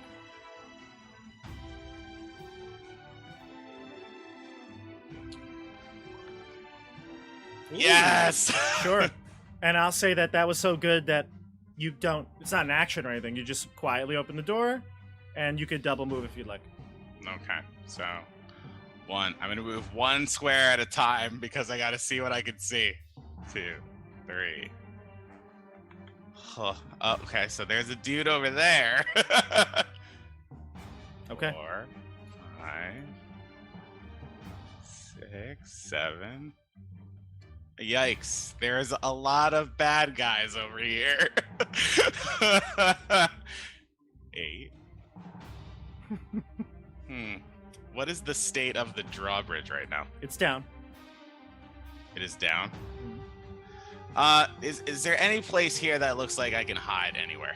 Not really. There's no furniture. Nothing. The crates back here maybe, but that's it. Where are the crates? Oh, back there. Yeah. Okay. Oh, by the way, sorry, I these guys apologize. see me? I want to just describe one more last thing too. The goats are now wandering into this area because their cage has been broken open. The goats are just wandering, bothering these Duergar. Rah, rah. Okay, well, that's like 8, or that's probably 9. I'm gonna just like go into this corner and hope to not be seen. Sure. Okay. All right. Let's go to the Duergar here. Bjork is gonna push this goat aside and run out to help Nildar. So 5, 10, 15, 20, 25. He's gonna take a shot at Joey with his crossbow bolt. Is this Joey? I can see him. You can see Joey, sure. Mm-hmm. Oops, sorry. Should be range attack. No, Joey, a 9 does not hit you. Okay. So a crossbow bolt flies by your head again. All right. All right. Now we go to the group. CJ or Everard. All right. Edmund or Everard. I'll go.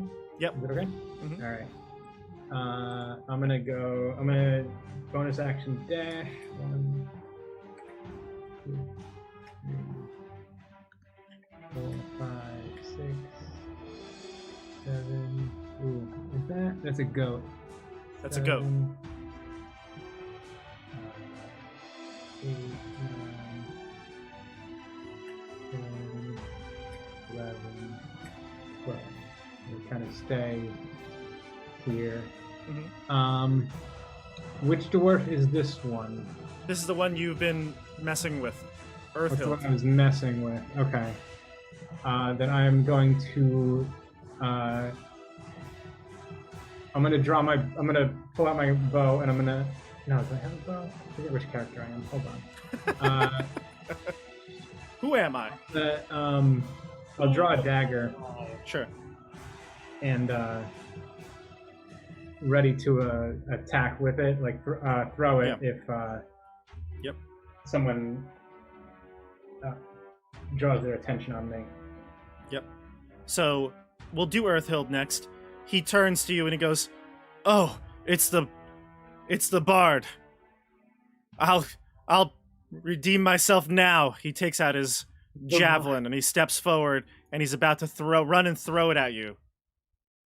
Mhm. Edmund, you see Earthhild running at someone with a javelin. see. I think that's disadvantage range for my daggers, right? Yeah. Mm-hmm. Yeah. All right. I will throw the dagger. Okay.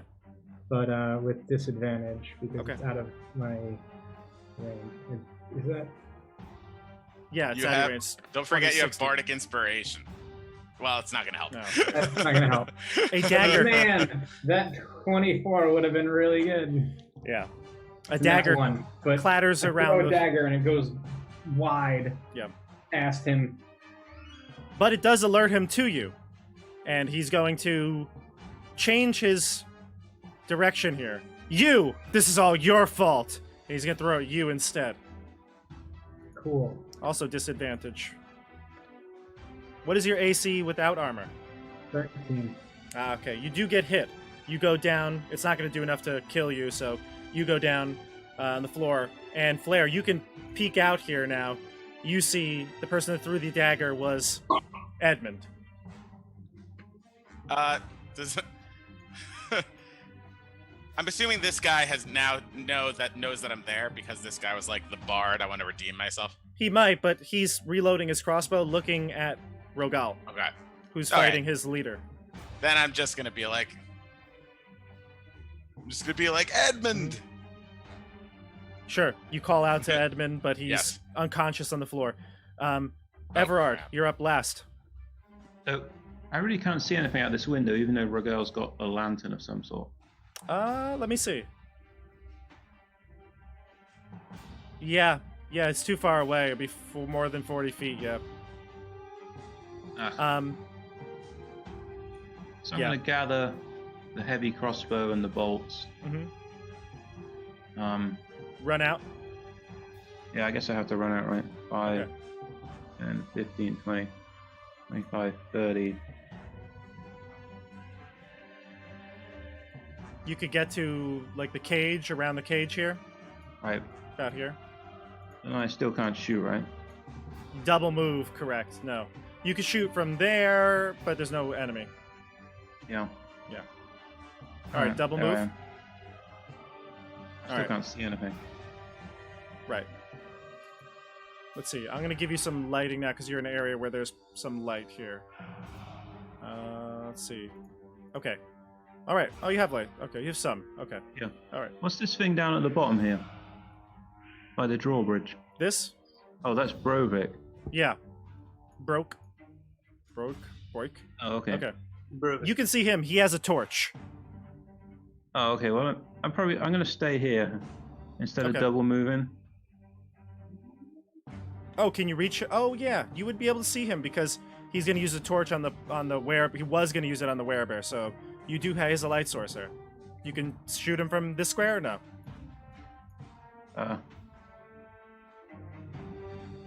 Were you able to reach her? 5, 10, 15, 20, 25? No, I think you're short. No. Yeah, I'm going to have to. I'll just stay here and ready an action. Okay. Ready a crossbow bolt in case anyone comes into sight. All right. Everyone roll a d20. Let's roll a new round.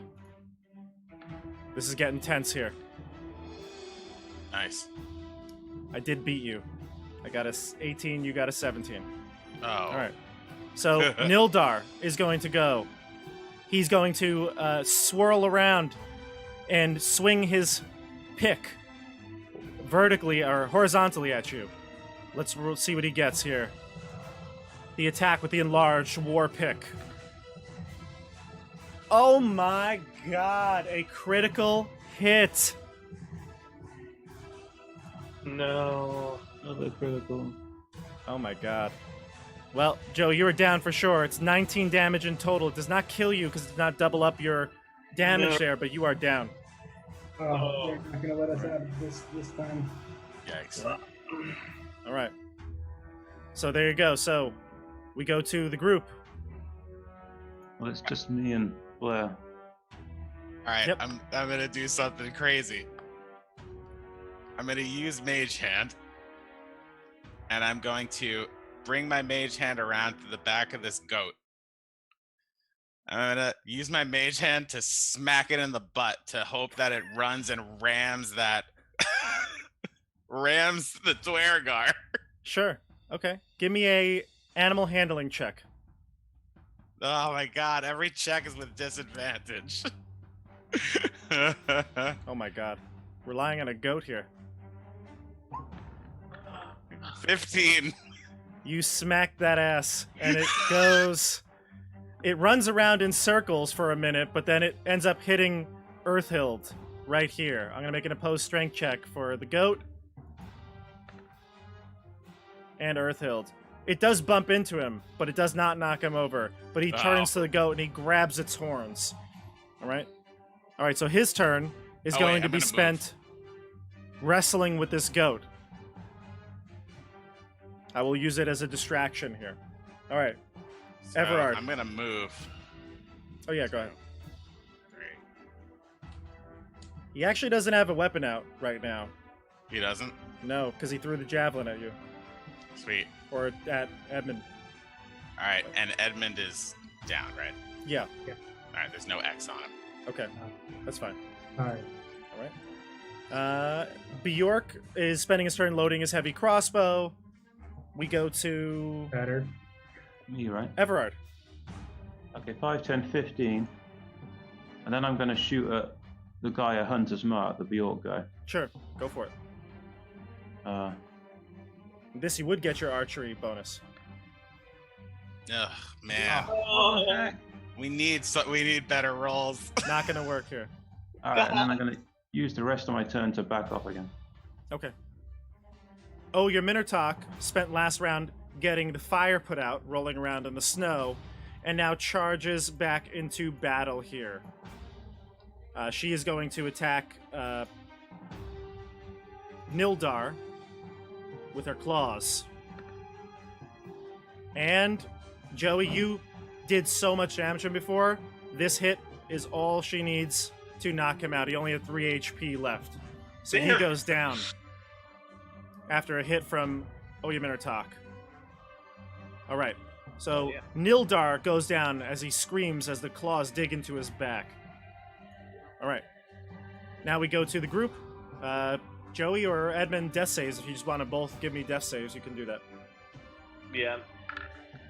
4. So Joey. Oh no, Edmund. That's a fail. Oh, it's just a D20, right? Yep, just a straight up fail. Both failed. All right. So Got an state arrow of in my things. bag. Yeah. State of things right now. Edmund is down. Flair is running to his aid. Rogal is down. Everard seems to have his back. We go to the next round of combat. Roll a d20. I got it. I rolled an 8. 13. I rolled it. Group, you're I up. rolled a 13 because, Group, you're but up. still. So, Flair, do you need to go? I mean, I'm gonna try to stabilize Edmund. All right, well, let me go and shoot before somebody shoots me then. I'm going to run forward, take another shot at that guy. Did you take a heavy crossbow? Yeah, but... So if I Because I'm not recall small, I it can takes still use a it. turn to reload it. I need to take a turn. I think it just means you can't fire it twice, even if you have Oh. 2 attacks to load in. I apologize. You're right. I was thinking of something completely different then. So then Bjork could make an attack. We'll just say that he attacked Oyaminotak that turn, and then again realize that it does not do any damage. So he'll run at Oyaminotak a little closer with his torch. Okay. I apologize. Go ahead. You have to move though. Well, that's not going to hit either way.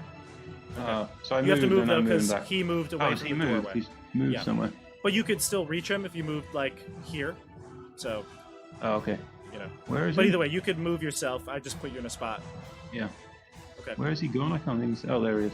There he is.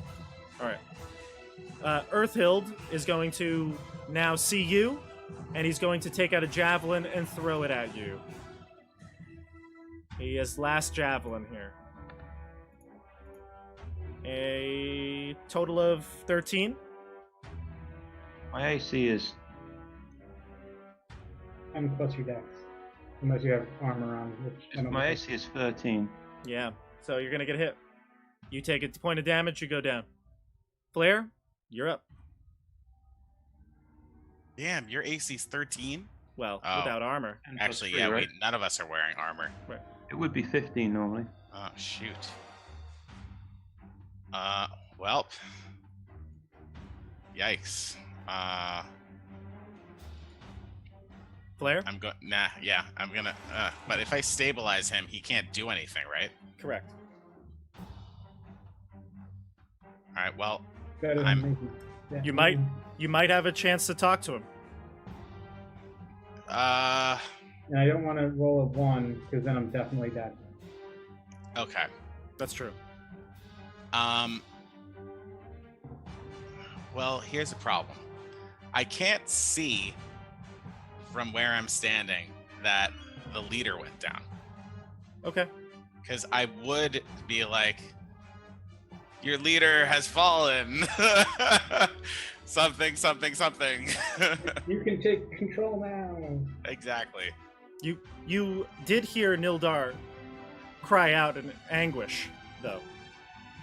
Okay. Well, Twice. One from Rogal, one from Oyer Minartok. all right. Well, the first thing I'm gonna do, I mean, talking Stabilize. is a free action, Gotcha. so I'm gonna try to stabilize him. Okay, go ahead. You do. Sweet. You do stabilize him.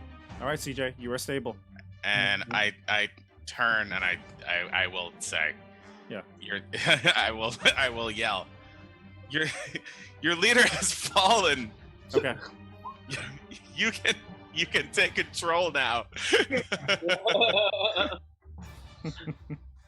Okay. We'll see Just what happens. let us escape. We'll see what happens. Let us free, and we will bother you no further. Sure. I'm gonna go with Oyer Minartok in this round here. Oyer Minartok is gonna charge around Bjork and attack him with her claws. Actually, did I just get rid of it? Oh darn. Hold on. Here we go.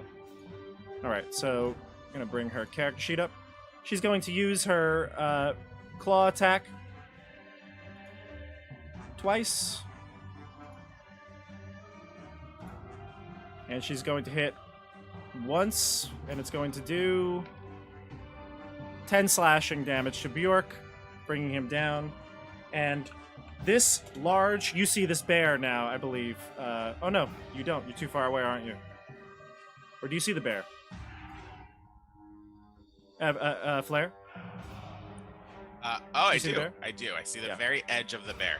Okay, so this large polar bear standing on its back legs comes in and slashes at the dwarves. And Earthhild sees this creature too. You can tell it's spooking him. Okay, Oh man. we go to the group. Everard, do you want to give me a death saving throw? Yep. The critical Oh my god! That's 2 failures. There's 4 missed attacks and a 1 deck save. fail. Jeez. All right, and then who's left on the? Oh, they're down there. Okay, so that's it. We go to. Yeah, that's it. Everyone's gone. Bjork went. Earthhild went. Nildar's down. We go to Joey for a death saving throw. My Joey, this is big. God. Cannot. Oh. I saw the one. God. I saw the one. I Oh saw my the I God. saw the one on the 3D die. I The did. one was there. It was It there. was there. All right, Joey, that's a success. Mark that Wow. down. All right. Oh my God, everybody. All right. One more round here. Let's do it. Somebody else roll. I got it. Yay! Good thing I that got wasn't a the death ones out of save. there. Stop and rolling. Get those ones out of there. All right. Werebear. Sorry, Bjork is going to throw his torch at Oyer Minartok, or kind of stab her with it. Let's see if he's successful here. He doesn't. He misses. But he's waving his torch, and you can tell that Oyer Minartok, fearsome as she is, doesn't want anything to do with this flame. All right? Seems to be really hurting her. All right, go to the group. What? Sorry, what's hurting her? The flame. Fire. Yeah. Go ahead. Okay, I guess it's me. Yeah, you're the only one who can do anything that's not a death save. Can I take a quick glance? Can I take a quick glance into those rooms to see if I see anything? There's nothing that you can see here. Just Okay. a chair in the middle of the room right about here. That's it. All right. I will. You do vicious- notice that Edmund definitely has much of his equipment. When Yeah. you were going through him, he has like all his stuff. Well, I see that, but I can't even talk to you. I know. No, but you know, still see the stuff. Yeah, you see he I got have his stuff. That's why I wanted to take a quick glance to see if I could see any of the stuff in those rooms, but I guess it's not there. So I'm gonna mock this guy. Mock him for damage. Okay. I'm gonna say, "You're gonna let a goat kick your ass?" It's a wisdom save, right? It is. Only does 1 damage, but Fails. sweet. All right, 12. so he has disadvantage, and I'm gonna go 1, Okay. 2, 3, 4, 5. Well, As good as you can go. I can't really go here, so I can't go on the goat space either. No. All right, that's all I can do. Okay. All right. Trying to get to Bjork- Everard.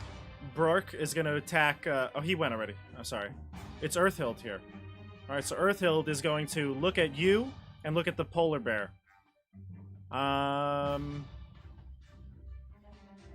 Take out his pick. I think he's got a head for Argumentor. Okay, he'll attempt to hit and realize that his weapon does no damage. But he had to go for Argumentor. Actually, he'll enlarge himself as well. Okay, now we go to everyone's death saves. Do you want to roll? Yikes.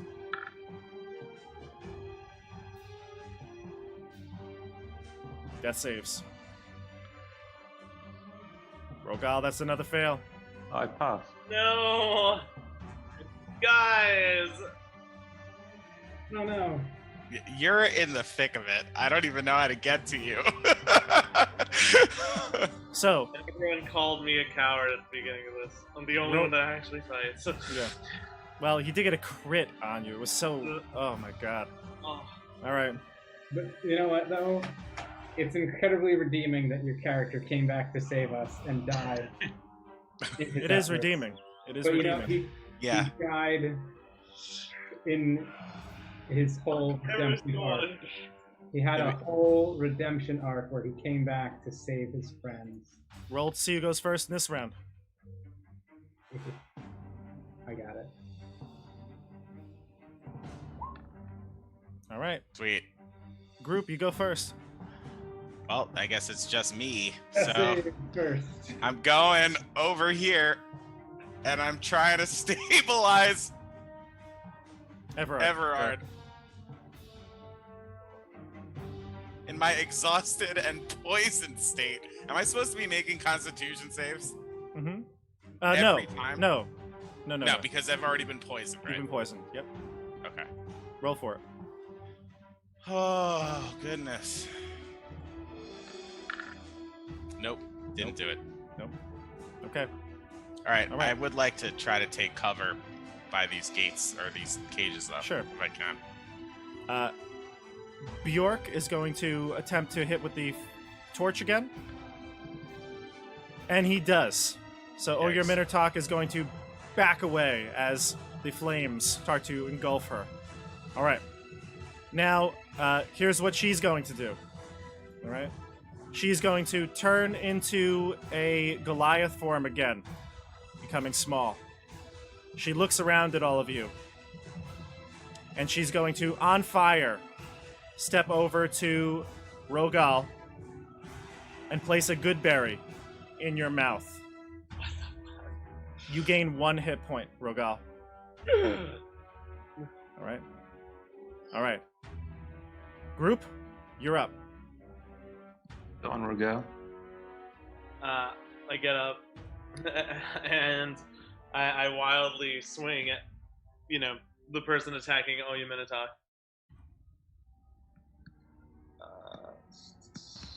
You don't want to lay on hands yourself? No. feel like seven hit points is gonna help. That's a hit. Yeah. Nice. That's a hit. And attack. Oh, Ah, 6 damage. 6 damage. Okay. He's bloodied. All right. Earthhild is really confused now. He hit this Goliath creature, didn't do any damage. Now she's on fire. She's burning alive. Shrank to a Goliath. He doesn't know what to do. He's going to... remember, you can be in charge. Just let us leave. Give me a persuasion check, Claire.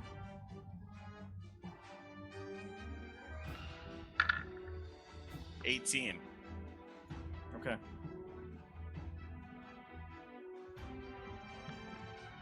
Okay. He steps over, towering over you and Ogre Minotaur. Lifts his pick, Joey, and he heaves it down right into Bjork, What? killing him. And he looks at you both, and he says, "Run! Run!" And he shrinks back down into dwarf form, ashamed of himself. What? Wait, which dwarf was this one again? Sorry, what was the name? Earthhild. Sorry. All right. So I'm yelling to Rogal. Help Everard! I've got to carry Edmund out of here. well, unfortunately, I'm like, what? unfortunately, And I like wander back inside. and- we can't do that though because you spent your turn already. Yeah. Yeah, So- you're right. I have to take my death save. You have to take your death save here. How many are you at now? You can't help him yet. How many are you at, If I Everard? fail, I'm dead because I got Yes. the 1, which counts as 2. Guys. How many successes do you have, Everard? How many what? 1 How many success. successes? 1? Mhm. Okay, everybody, this is for all the marbles here. No! Mm.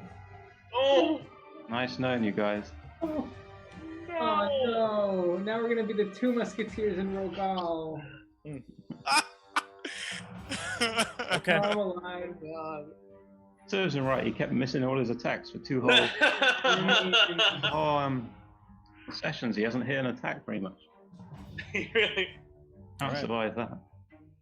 Oh my god. And it is sad. All right. You see the life just release from Everard as you're trying to bandage up wounds, Flare, and you see his last breath exit, his chest no longer rising. Quick, revivify. All right. The coast is clear right now, although you do know that there's a Myconid warrior is being released in the room down here. What do you do, Flare?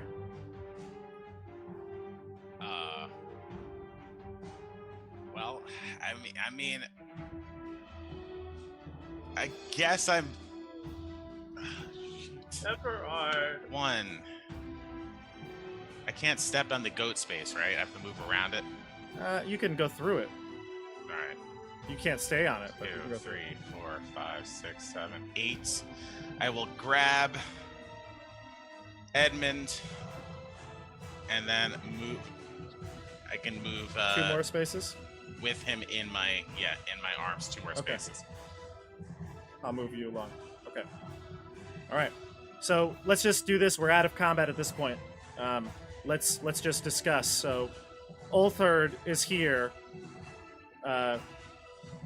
walking back in, looking now a little different. He's looking around like, I'm in charge now. And he kind of like nods at you and lets you leave. I pick up Everard's body after laying on hands. Edmund. Sure. Okay.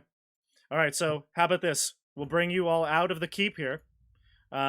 You grab Edmund and his pack and everything that he had there. but honestly, there's really no time to grab anybody else's items. Here. Yeah. I also try to pick up the mush that is, what's her face? Yeah, oh, your Minotaur? She's No, like burned and The other scarred. one. The other. Perilu. Oh, Perilu. Perilu. Muck. All right, you can grab. You can Like, grab. it's What, literally impossible to identify her. how about you grab like a necklace of hers or something? Yeah. Okay. All right. So- I see like the goop in front of me, and I'm like, Right. this'll do. So- Oh, Everyone, man. I'm going to bring us back to the other layout here. So the map, we are off the map on our stream. So should I delete everything from my inventory? You lost, yeah. Yeah. You lost your items. Yeah. Okay.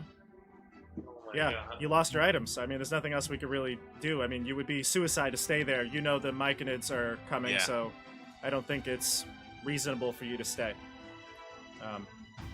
All right. All right. So So all I have are fine clothes. hmm Yep. Do I still have And- my signet ring of a fake duke? yeah, they wouldn't have taken the ring off of you, actually. Yeah, they probably wouldn't have taken a ring. Okay. So everybody, now that we're out of combat here, you're retreating with Everard's body, Edmund's body, the gear that he had picked up. Oh, your Minotaur is badly hurt, but walking alongside you. Let me just go back to the main card here so we can put the title up. Okay. So you're walking across the tundra now, descending the mountain. Edmund, you could probably fit into Everard's winter clothes. Oh no, you have your winter clothes. You have your winter clothes. Yeah, you have your winter clothes. I have my winter clothes. Nobody Oh, else has I, them. I need those, to be Yeah. honest. So, Oya Minotaur will shapeshift back into the polar bear and kind of like bear hug Flare to keep him from the cold, so that you won't have to die out here. Rogal, you have your winter clothes. We'll go back to the Yeti cave to rest up, get some fire going, and mourn Everard. The Alright, so- Everhard. Not so Everhard. hard. All right. So, just because I know we're obviously well past time, I want to just speed things up. Is the goal to go back to town now? Is it to like Yeah. basically Well- get out of here? Yeah, when we all sit down for the evening. Yeah. Because I threw everything in my backpack, and I Yep. don't know Mhm. that everyone. I don't think Flair No, saw it, so I kind of reach into the backpack and I pull out the burlap sack Yeah, and place all the it stuff that down, you and I threw open into it up, and then like you guys all see the glowing Northern Lights lantern kind of sitting there, just like glowing, changing colors, and I go, "Well, we got this."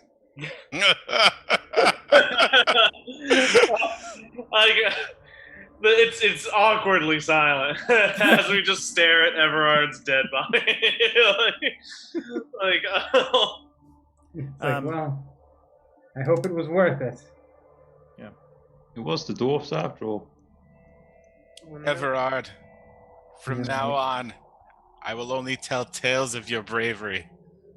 And not of all the times you missed. All of the times that you distracted the enemy to keep me alive. So Well, perhaps, Oh my god. perhaps it is best that we return to town, and Yep. maybe we'll find someone back there that we can have join us, much like the way that Rogal joined us. Yeah. A new adventurer for our Edmund, party. Perhaps someone who doesn't roll all below tens and wow, in Really order of going into him here. Edmund, you gathered a bunch of items, haphazardly as you just were Yeah, shoving there things was into the also sack. a note, I think. Yes. You find this note. It's a crumpled up piece of paper that was on the desk. You open it, and it reads, "Brother, You will find me on the frozen ferry in East Haven. From this new base, the search for the Chardalin continues. Long may our father reign over this dark land. Dearth. That's the sign-off. Dearth. Let's sign Dirth. Durth. Dearth. Urth. And Yep. he says East Haven. You will find me on the frozen ferry of East Haven. From this new base, the search for Chardalin continues. Chardalin is spelled Chardalyn. Long may our father reign over this dark land. And that, my friends, is where we're going to end it. Damn. Oh my goodness. What a session, everybody. That was something. That was something. That was epic, everybody. The music was awesome. You guys played great. I think everybody had moments. And, unfortunately, we lost someone tonight. Andrew? I'm so sorry you can't play with us next week. When Never you're gonna guys in the campaign, you just can't play with us anymore. We're gonna have to find someone new to replace you. Yep. Wow. Andrew, how do you feel? Yeah, how do you feel? I feel like it's fine. I feel like he deserved it. Like, I was starting to lose faith in the man. I was like, really, everyone? Fourth time tonight out of 4. And then you get a 1 on your death stars. I was like, With him. He's got 5 brothers, so. We'll find his twin brother, Reverard. Well, Andrew, you and I will speak in between here and next session. We'll chat about how to fit a new character in, but was an honor to DM for him. Aw. All right. It was fantastic to have Everard the Everhard leading us in. Are we doing the eulogies now? Yeah. It was fantastic to have Everard leading us through the wild tundras of Icewind Dale. He will be greatly missed. The next time you need to make a survival check. Yeah, thank goodness our party is full of people that know nothing of the 10 towns. Now maybe we can get a magic user, some sort of caster. She can marry him next to the baby Yeti. Aw. Yeah, you could. Back to the Yeti cave. All right. We'll put your head next to the Goliath's head. There you go. Yeah, in the alcove. They chop it off. All right, everybody. So here's where we're going to leave you. I hope you enjoyed this session. I thoroughly did. I think I speak for everyone. This was awesome. Fantastic. Really great. So subscribe on YouTube. If you're on Twitch, follow us. We're here every Tuesday night. I have lots of live streams going on. I have lots of videos on my channel. Please check us out. All right, everybody. Your breakdown of Tasha's was really good, too. Yes, it was pretty much all from my hosting abilities as well. And what CJ's referring to is him and I chatted the other night for 2 hours, so there's a 2-hour Tasha's Cauldron of Everything review. You can check that out. I will link it to this video here. All right, everybody. We're going to sign off. We'll see you on the tabletop. Bye. Bye. Happy Thanksgiving! Happy Thanksgiving. Now I've dated the video.